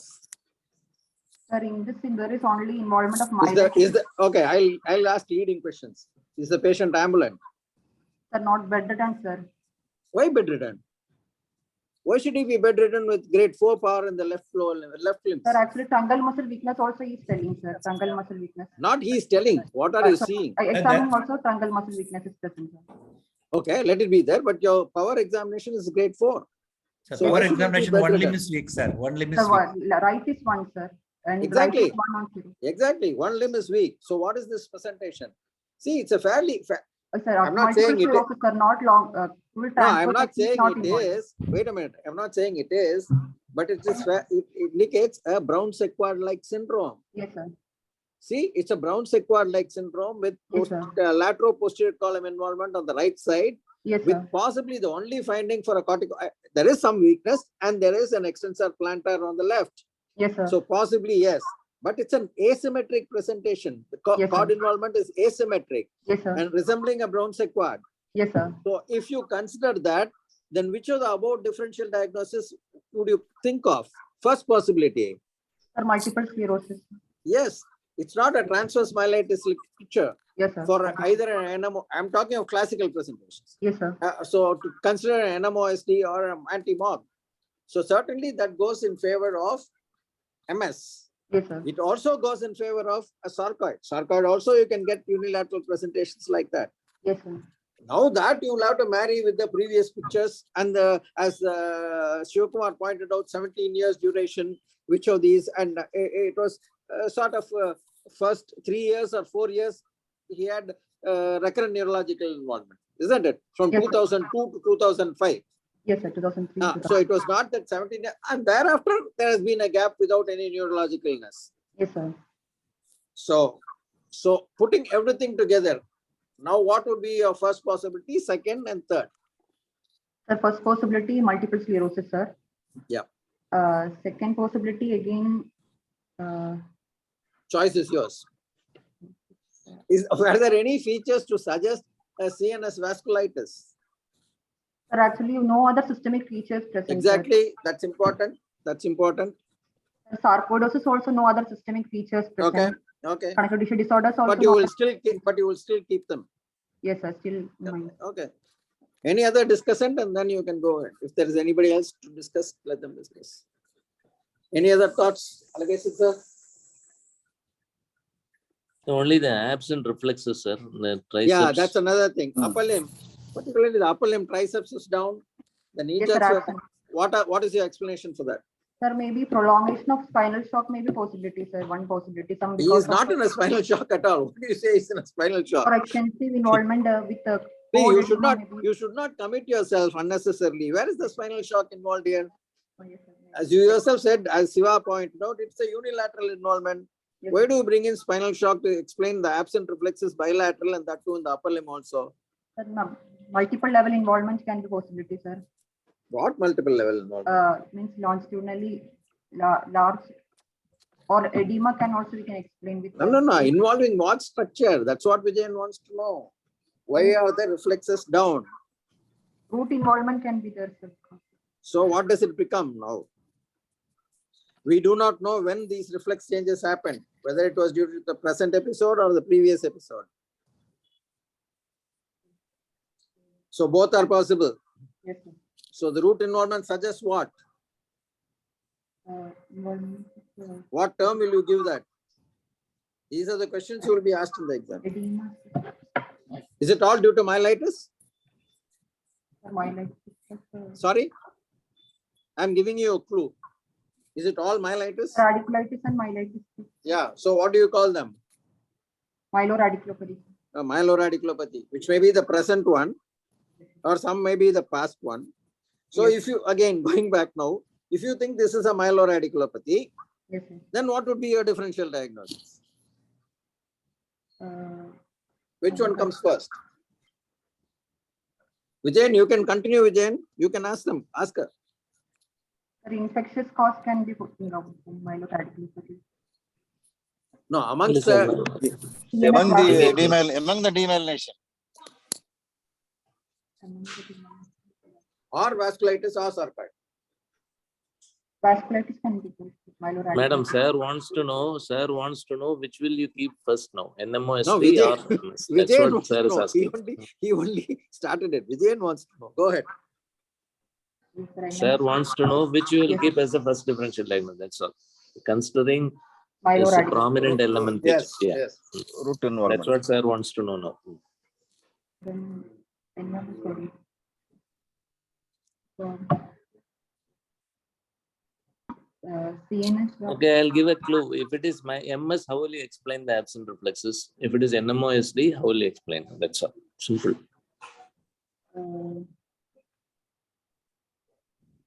Sir, MS it can be root involvement, sir. Yeah. Radiculitis. Demyelination in the root entry zone. That's what you have to say. Yes, sir. But with prominent element features, then probably you'll keep NMOSD as the first differential diagnosis and MS as the second. Maybe. Okay, sir. Yes, sir. Okay, proceed. Sir, the investigations. For investigation, routine blood investigation, hemoglobin normal, sir. Blood count normal, sir. And CSF analysis shows CSF cell count 14 cells with CSF protein elevated, sir, 114. And CSF glucose also normal, sir. This is the MRI spine finding, sir. It shows abnormal high signal intensity lesion with the cord starting from C6 to C7 extending up to D11, sir. These are other images. Extensive spinal cord lesion starting from C6, sir.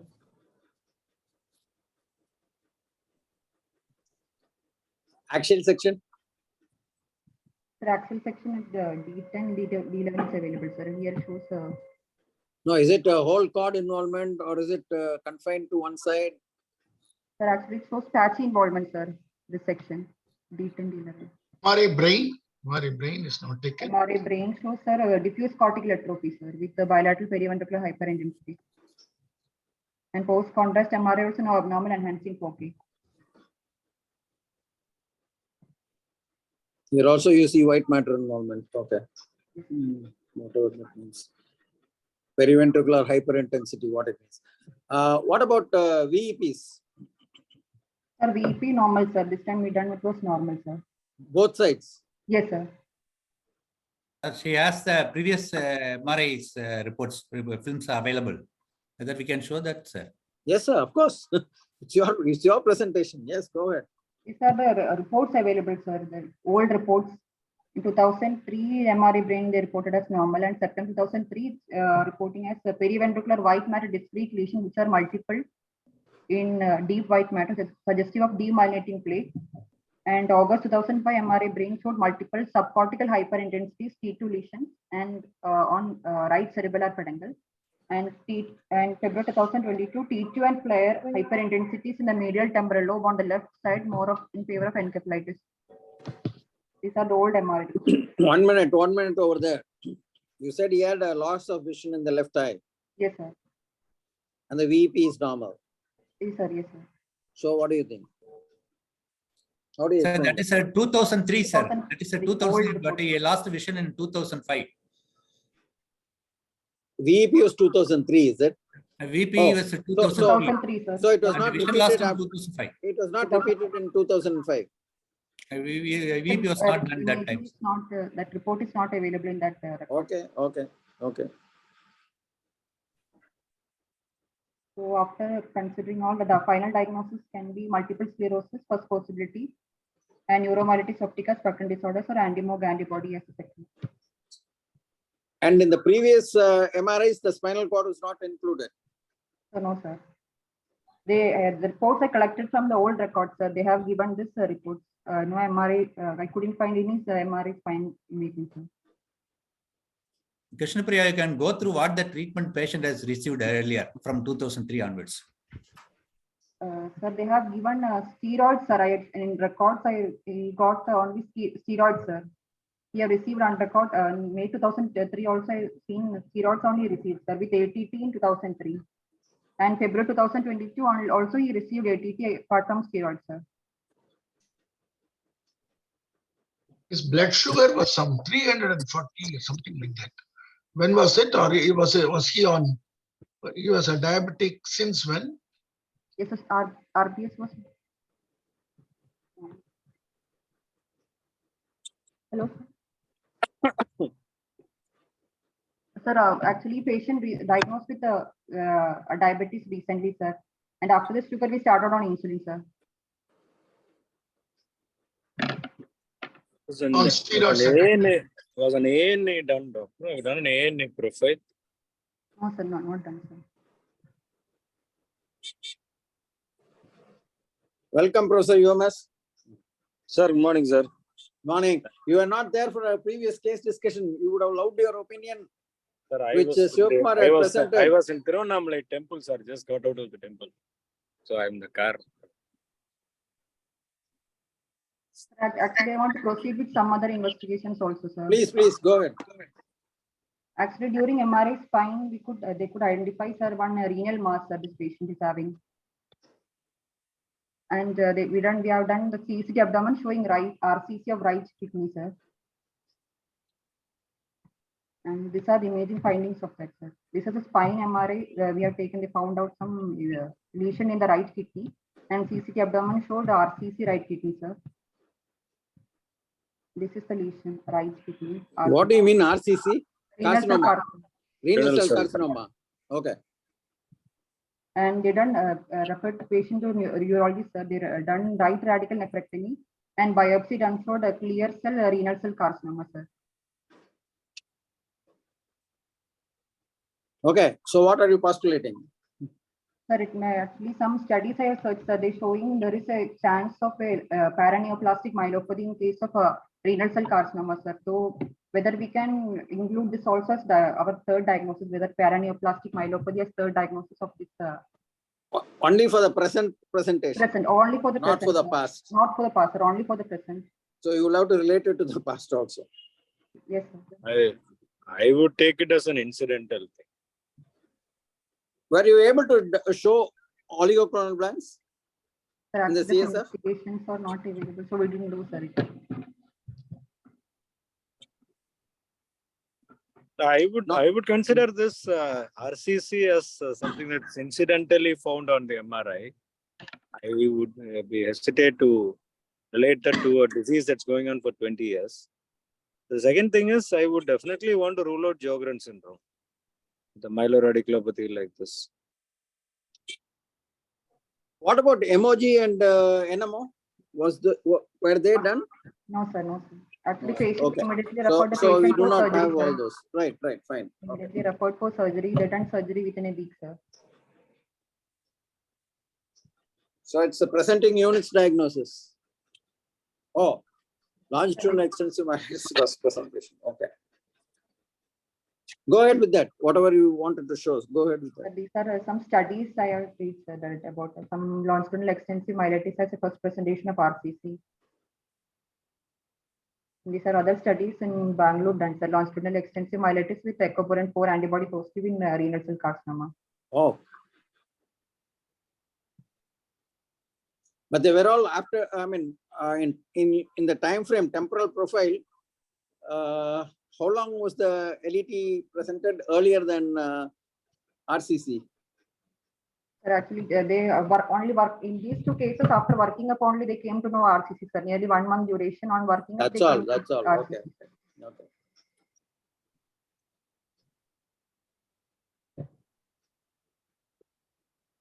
So that is why Shivakumar was saying this could be a different episode in the past being different episodes. Is it is that what you had in mind, Shivakumar?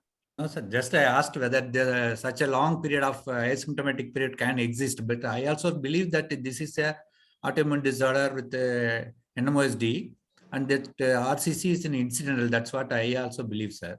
But just I asked for whether such a long asymptomatic period can happen in a case of. Why NMOSD with 17 years, 20 years? Why NMOSD? MS is more likely, isn't it, with 20 years duration? Except for the imaging finding of LETM. Imagine we see the longitudinal involvement in the spinal cord, sir, which is unlikely in an MS. That is a reason. Less likely, yes. Less likely. But the other features, what you see in the brain, which was seen earlier. Previous reports are suggestive of MS, sir, but the present reports, it is suggestive of NMOSD. So if there are, interesting. sir, I think if we are looking at NMO and MS after the MRI, does it satisfy the criteria? Sorry, there was a disturbance. Sorry, sir. The basic question is, now that after the discussion is after the MRI, whether the lesions satisfy the criteria for MS. If there are lesions that are classical of MS, we should not be considering NMO. That is a basic criteria in NMO too. There can be brain lesion, but that should not be typical of MS. I think we should have the antibody studies. That is the one thing we should do, to settle the issues. Yeah, we should. Sir, I think antibodies are negative. Can you just rule out NMOSD? That is the problem, sir. As we are talking, NMOSD less negative likely, antibody. more. We are talking of less likely, more likely, unlikely. Yes, less likely. There are 4 entities they have mentioned. One is that NMOSD positive, negative, as well as both seronegative. positive. Yeah. Agreed. Both MOG and as well as NMOSD positive. Yeah, seropositive, seronegative, both seronegative. Yes, all that is mentioned. Of course, yes. But we'll have to come to some conclusion, no? And anyway, what is the treatment that you are giving now? Sir, actually, we have initially given for steroids and rituximab we have given, sir. After that, patient showed some improvement, sir. Means he started to walk and his power also improved. And after that, we referred the patient to neurology, sir. They done surgery, and after time of discharge, patient was fully all right, sir. He was walking. His power is nearly 4/5 pounds. Okay, we are still nowhere. But I think some clue, some lead might come from the antibody studies. You have to do OCDs as well as NMO and MOG. It doesn't not to forget DNA profile also. Okay. Sir, the problem is that since we are in a government hospital, there's a difficulty in getting all these things done. Sir, I understand. So, are you not surprised when you see the VEP, which is normal? Even at the time when the patient was blind or when the patient was having impaired vision, and after that also when you suspect multiple sclerosis, VEP will definitely give us a clue. Meghandan sir, VEP was not done when the patient had a visual symptom, and after the visual symptom, VEP has not been done. It was before that. No, she said VEP was normal somewhere. That was before the visual symptom. That was in 2002, the first episode of neurologic deficit. It was in 2005 that he had visual deficit. After that, VEP has not been done. Now, at least when you suspect NMO and I think Normal, now sir. she said it is normal. Normal. no other. Sivakumar, Sir, yes, sir. What you said is correct, sir. That you would have some of these chief minister scheme where insurance patients money would be there in the department. You can spend that to do at least one of these antibodies. Some patients we are doing, sir, but not every patient we could able to do it. No, but for this patient, academic This interest, patient we will do it, sir. you can even write academic interest and get it sanctioned from the dean and do it. Yes, sir. We'll do it for this patient. We are doing it, sir, but not for every patient. We are doing. No, I'm talking of this patient only. We will do it, sir. We'll do it, sir. We'll do it, sir. Then next we will present the next meeting. Okay, thank you. Sir, I think I'll put my money behind renal cell carcinoma and paraneoplastic syndrome in this case, as the presenting unit also described.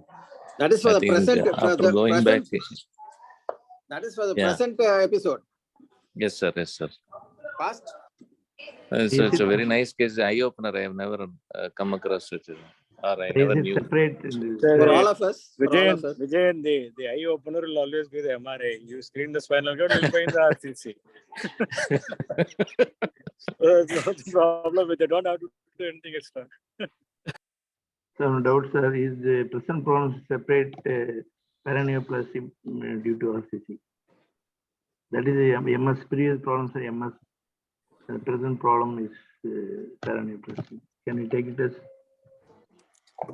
Yes, sir. As Professor Yomas pointed out, the MRI picture is not that of MS. Very clear. I think this is RCC paraneoplastic. The present MRI. Now, in this article, what do they mention about this presence of renal cell carcinoma with extensive? The topic is very revealing, sir. That reveals their mind. They say association only. They have not mentioned as a paraneoplastic manifestation. They have not mentioned anything about that. No. I think it is. I think if I read that, we would have to read that article. But they only said an incidental LETM in renal cell carcinoma. And because they have mentioned acoparin 4 antibody positivity in renal cell carcinoma. Sir, and aquaporin antibody and come back to ANA are co-positive in many patients. UMS, they have not mentioned UMS. Sir. I think you would agree that longitudinal extensive, not transverse, myelopathy picture on MRI has been mentioned, has been noted in MS also. And here, yes, sir, it is, sir. Yes, yeah, sir. and here the clinical picture was not a longitudinal transverse myelopathy picture. It was more of a brown sequard-like presentation. Sir, I know it would be very difficult. We'll have to see the VEP, amplitude, latency, or maybe the waveform. But I would so we are not sure. Normal, no, sir. My only thing was just going by, like we do in the Wednesday, going by what has been given. The VEP being normal after so many episodes is, and the dramatic response to steroid, they say patient went walking. Sir, that happens with Jogren, sir. I have had longitudinal, personal experience is always clouded thinking, but I have seen patients walking normal. After steroids, especially, they respond very well. So if it is Jogren, again, it is not an NMOSD. It is not an NMOSD. That's what. My point was regarding NMOSD. Okay. No, sir, it is not an NMOSD. Jogren's maybe, yes. Jogren possible. Jogren, the radiculopathy too. Sir, with the prominent radiculopathy too. Jogren, Sivakumar. Yes, sir. Simple. That should be possible. Rho and La, yeah. Okay. Allegation, sir. Again, back to you. Allegation? Allegation, are you there?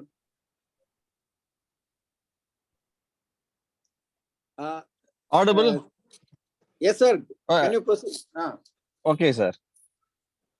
Thank you, Dr. Krishnapriya, for your excellent presentation and your interesting case. We'll move on to the last case. Thank you, sir.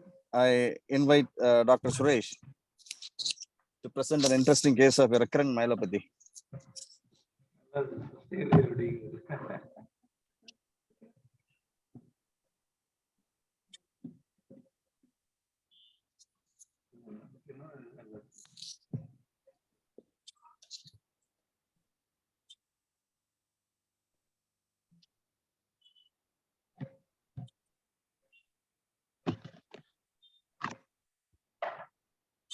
afternoon, sir.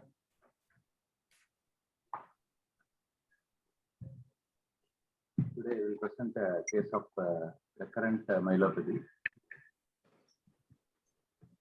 This case history, this woman, Satyajodi, 29 years, she is a diploma nurse, right-handed individual. And present she was a homemaker. She is coming from Edapadi. Chief complaints was difficulty in using left upper limb and lower limb for 5 days, and the complete loss of vision on her left eye for 5 days. The patient was apparently asymptomatic 5 days before this admission, and she got inability to use left upper limb and lower limb for 5 days. It was slow and progressive in nature. Initially, it was a difficulty started in her left upper limb and lower limb, which was noticed, and she feels that her limbs were stiff also. Difficulty in reaching objects above her head using her left upper limb, and she also has difficulty in holding objects in the left hand. And she has a difficulty in getting up from the sitting position, and she also has difficulty in wearing chappals and also walking with chappals on left lower limb. Her weakness worsened within 2 days, and she needed support for activity of daily living, and the weakness was static after second day. And no history of any thinning of limbs, no history of difficulty in turning side to side on bed. And she also had a complete loss of vision on her left eye. It was painless, which was started along with her limb weakness from day one. And it is a complete loss of vision on your left eye, but the right eye vision was normal. No history suggestive of any other cranial involvement. She is able to perceive, appreciate smell, able to look around all directions, no history of drooping of eyelids or double vision. Able to feel sensation of face and chew foods, able to drink or eat well, with no drooling of saliva or no nasal regurgitation. Able to speak well, hear well, and no tinnitus or giddiness.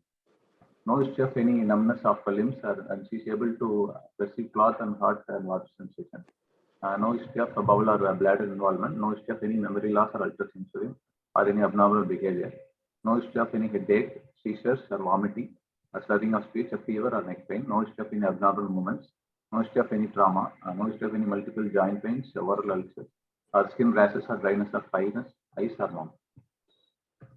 Past history, she had admissions 3 months before this illness, and that was happened 3 months postpartum period.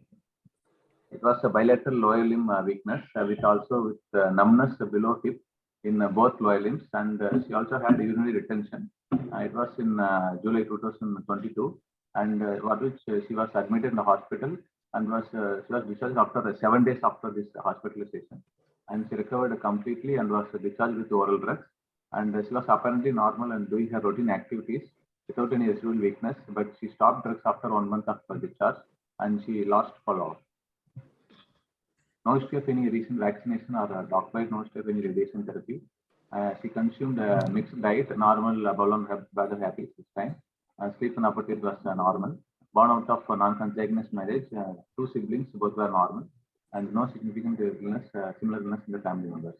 Her menstrual cycles were normal, and she is postmortem now around 8 months post-delivery.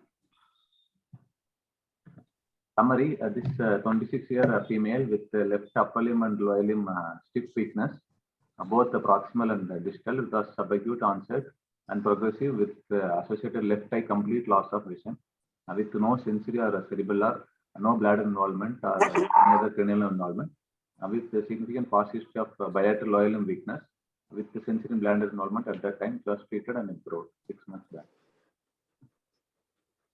So, as per history, this time the structure involved is left second cranial node with the loss of vision and corticospinal tract above C5.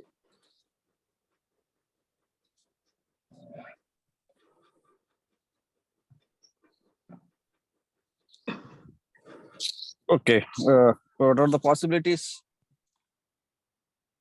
With this recurrent neurological illness and with involving left upper limb and lower limb with vision, so it must be a demyelination disorder with first possibility of NMS-OD concern, and second multiple sclerosis, and still anti-MOG antibodies is also possible.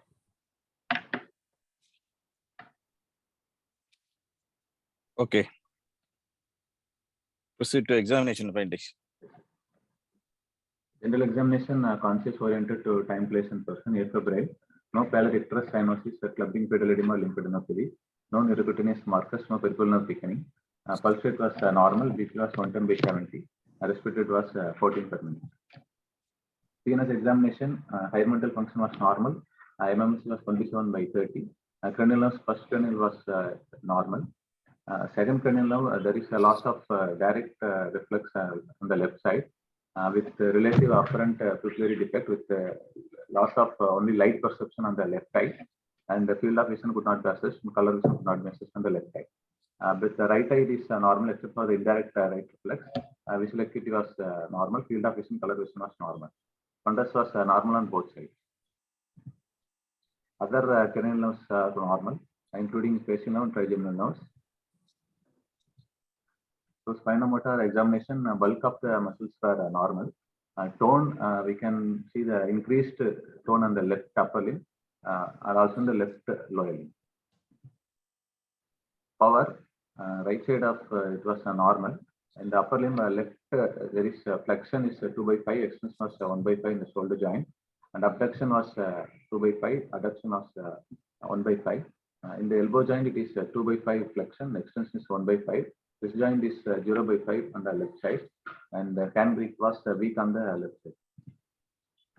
In the lower limb, right side was normal power.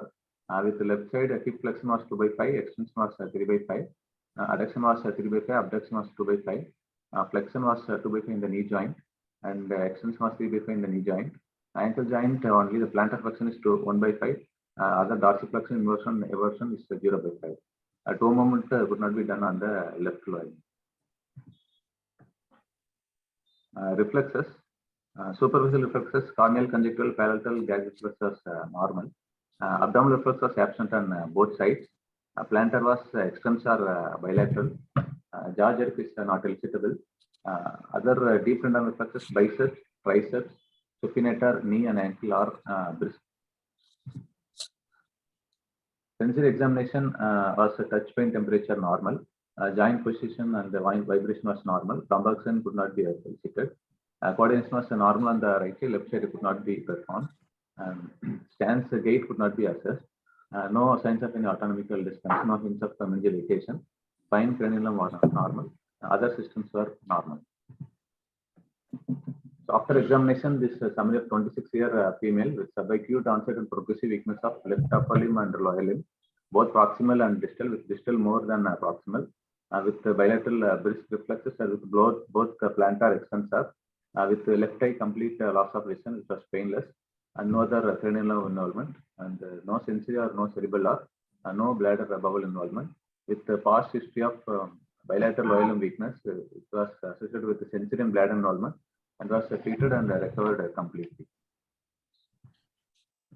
So the structures involved is left second cranial involvement with bilateral corticospinal tract because of the exaggerated reflex on the other side, with the motor level above C5 and reflex level above C5.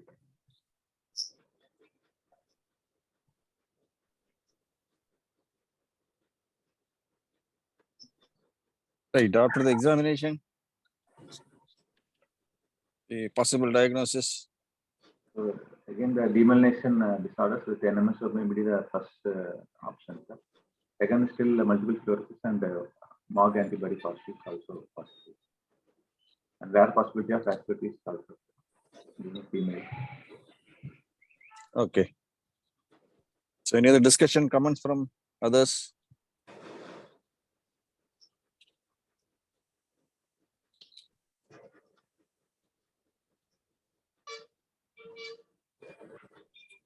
I think he can proceed. Let's see what. Okay. Okay. Proceed with investigations. Routine investigation was normal. VCD was not negative, VCG and HCG negative. SXR was normal, CT brain was normal, and the CSF analysis was clear fluid with WBC count raised 44, with lymphocyte 61, polymorphs at 39%, and RBC count was nil. Protein was raised 160 milligram, and glucose was normal 56 milligram. This was the past previous MRI, brain and also the spine. There we can find a small focus of diffuse restriction in the midstream of corpus callosum, and long segment in the people player in the cord hypertension seen in cervical cord from C3 vertebrae extending to cervicomedullary junction and posterior medulla. And this long segment involved from C6 to D10 levels. Suggestive of T1. And this time, this December 12, we can find this hyperintensities seen on the cervical cord and with mild cord enlargement also. And this cord expansion with long segments, inframedullary hyperintensity noted from C7 to T1 level with more than 2/3 involvement of the cord. So VP was normal on the right side. Left side it was not stimulated. Anti-enema antibody was positive and the anti-MOG antibody is negative. So the diagnosis is NMSOD with aquaporin IgG positive. And treatment given as IV methylpred given for 1 gram per day for 5 doses. And rituximab was given 2 doses, is given at 2 weeks apart.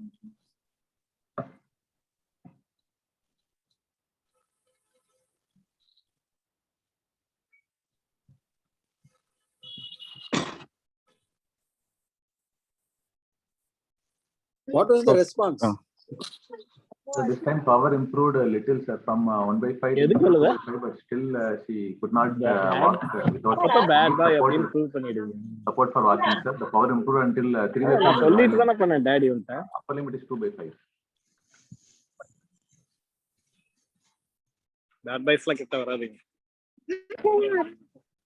And vision not improved. This was completely opposite, even after the time of discharge. Okay. Can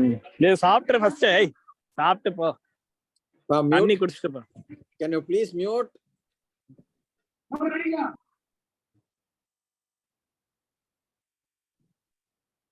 Yes, through Ashok Kumar. One thing is, this is a straightforward case of NMOSD, sir. Only thing is that how long we have to give treatment for this, because she is a young lady and likely to have a recurrences in future also. And how long to give treatment, and either rituximab alone is sufficient, or whether we have to go for other immune modulated drugs. And what is the long-term side effects of rituximab when we keep on giving every 6 months? These are the questions there in my mind. Just I'm asking the forum, and with their experience of treating NMOSD for a long time, and what is the outcome in these cases?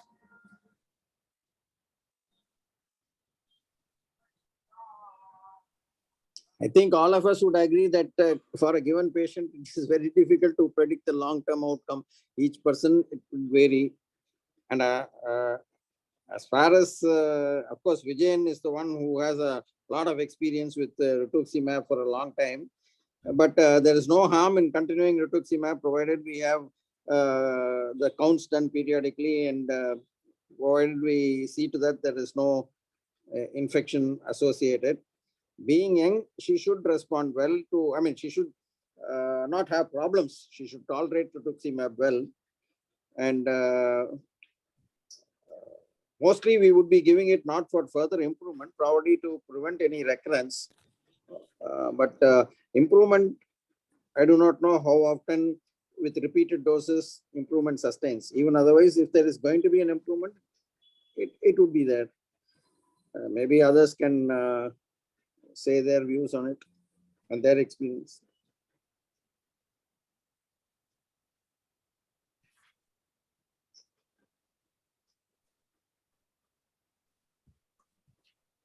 Sir, Vijayan sir, are you in line, sir?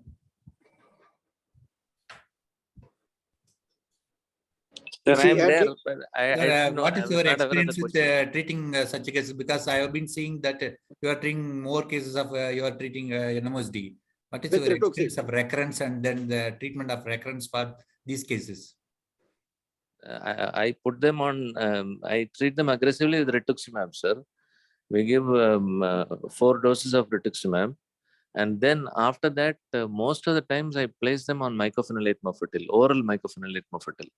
after about 1 or 2 months after the rituximab, second dose of rituximab is over, I place them on mycophenolate mofetil and then continue on mycophenolate mofetil. Only if there is a relapse, then I do consider second dose of following dose of rituximab. Otherwise, I don't give rituximab on a regular basis, only to attain the first remission. After the first remission is achieved, I place all these patients on mycophenolate.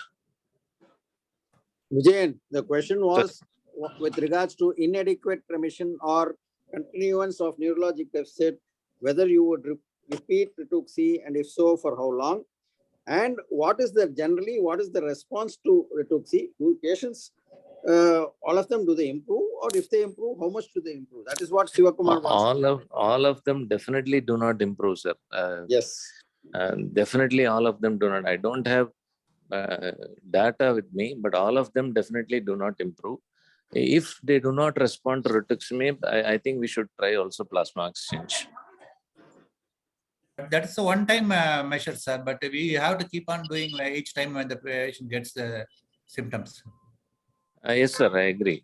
Only to tide over the crisis, to do the plasma exchange. And if the patient gets better, then we place on mycophenolate mofetil for the longer, to prevent the relapse. What if they do not get better? That's what I think. That's what I understood from Sivakumar's question. What if they do not get better? Rituximab what and then plasmapheresis or plasmapheresis and rituximab either. Mycophenolate mofetil, sir, whether it's able to prevent relapses in future, sir. That is whether the further relapses is it preventing, sir. Yeah, that is why it's given. Azathioprine and mycophenolate is given only for that reason. Whether that prevents, whether there's 100% prevents recurrence of future recurrences. No, it does not prevent 100%. Nothing is 100%. Suppose if you get a lesion with in the recurrence with the mycophenolate mofetil, what will you do, sir? That is the question. If there is recurrence on mycophenolate mofetil, I restart them on rituximab or try Plex again. That is the only modus operandi. Otherwise, nothing else. Okay, sir. Thank you. Sir, and with Dr. Duraraj from Madurai, any role of IV cyclophosphamide? Yes, of course. There is a role. Yes. Actually, if the patient is not affordable, I am using cyclophosphamide for 2 or 3 patients. Yes, Durai, that is also another option. Yes, you can try, particularly with you can try a pulse dose if the patient is not improving with rituxi. Yes. Sir, all that has been mentioned. Yes. So is it that it is our preference of going for immunosuppression, whatever the drug we prefer, or is there any standard guideline? Which drug has to be used first, then next what? Is it anything graded guidelines is there available? Say compared between rituxi and cyclophosphamide, everybody uses rituxi. But if there is no adequate response to rituxi, and if you want to try, you can give pulse dose cyclophosphamide. Whether the patient improves on this, we do not know. Now, I mean, nobody can say with any certainty with regards to all these medicines. But all of these medicines have been tried. If something doesn't work, you go to the next one. It's a trial and error method, sir. That's what we are. Absolutely. We do not know which drug works for whom. Till we have genomic availability, we do not know which drug works for whom. And Sir, the I think even the consensus guidelines, even in the consensus guidelines, it was left to voting to decide whether and the experts panel, I think they voted for rituximab. 8 out of 10, I forgot. I don't remember. I think I have to go back and check. Yeah, it was only left yes, out to of course. It was left out to voting. There was no randomized control trial proving one better than the other. But the expert committee, it was left to voting only. 8 out of 10 or 7 out of 10 voted for rituximab. That's all. Durai wanted to say something. Durai? Actually, the patient's economy decides the treatment rather than the many times. My personal feeling. And if you Exactly, sir. Agreed. They will run away from us. No, you certainly have to consider that. No questions about that. Yes. And yes, pulse cyclophosphamide has helped in several of these autoimmune conditions where others have not helped. But whether it's a certain improvement, we do not know. But of course, worth trying. As you said, because it's not expensive, under monitoring, it can be tried. Shivkumar, Yes, sir. see, in this patient, you have done a NMO antibody. Yes, we are doing it, sir. We are doing for some patients we are doing it. Some patients we are not able to get it done that time. Right. That's it. Okay. We are doing it, sir. Okay. Good. I wanted to ask Vijay, I wanted to ask one question again. You said if they have a relapse with mycophenolate, you will go on to Rituxi. I just wanted to know how many of your patients on double M, went on for relapse. Very few. I would say less than 5%, sir. Less than 5%. Okay. So generally, double M works. It works, sir. It works. Yeah, generally itself, the relapse is not that common, even if you. Yes, sir. It works. Yeah. As you said, the relapse is not that common also. Yeah. While on MMF, I have not seen much of relapses. Okay. It works. Thank you.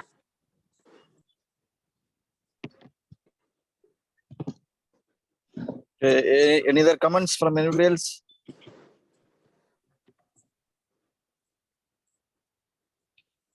I think there's no more comment. I thank the doctor for presenting this wonderful case. All the cases. All the 4 cases. I thank the 2 moderators, Professor Sivakumar and Professor Thiruvachilan, for their wonderful cooperation. Thank you, sir. I thank, apart from the presenters and the moderators, I thank Professor Alagason for chairing the session. Thank you, Alagason. Thank you. We would like to see you again. Sir, I thank Professor VN. Sir, Professor VN for organizing such a wonderful lecture. No. Program. See, this is and inviting us to present the cases. Thank you for coming forward to present, and thank you for your PG. Your PGs did a very good presentation that shows the level of training which you give. It's very nice to hear them present so well. Thank you, Shiva, and thank you, Thiru. Thank you. Still, your teaching is still excellent. Still, Forget me. You continue with the job. I thank Professor UMS. We expect a lot from Professor UMS. I think he should come forward in teaching for us regularly. I do not think he is there now. Okay, sir. Thank you. Thank you. Thank you all. Thank you, sir. Thank you, sir. Thank you so much. Thank you. And thanks to Sun Pharma for once again being with us and organizing this. Thank you, Sun. Is Palni there? Who is there with on behalf of Palni? No, it's Sir, Shafiq Umar is there, sir. Thank you, sir. Oh, Shafiq, yes. Thank you. Thank you. Thanks a lot, sir. Thanks a lot, sir. Thank you so much. Thank you very much.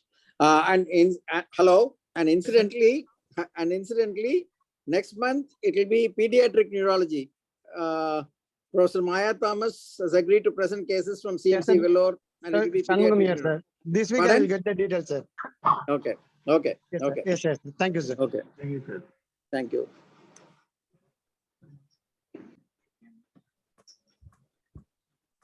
The first time came in our class. Monthly Sunday. Thank you, sir. Thiru. Yes, sir. I am. Sure. Also, okay. Next month it will be pediatric neurology from CMC Vellore. We will participate. And hopefully, Professor G. Kumaresan is here, and he has agreed to chair the session. Yes, sir. We will participate, sir. We will eagerly Thank you. participate and we will ask Thank our you. postgraduate also to attend. Thank you all. Thank you. Thank you. Thank you, sir. Thank you, sir.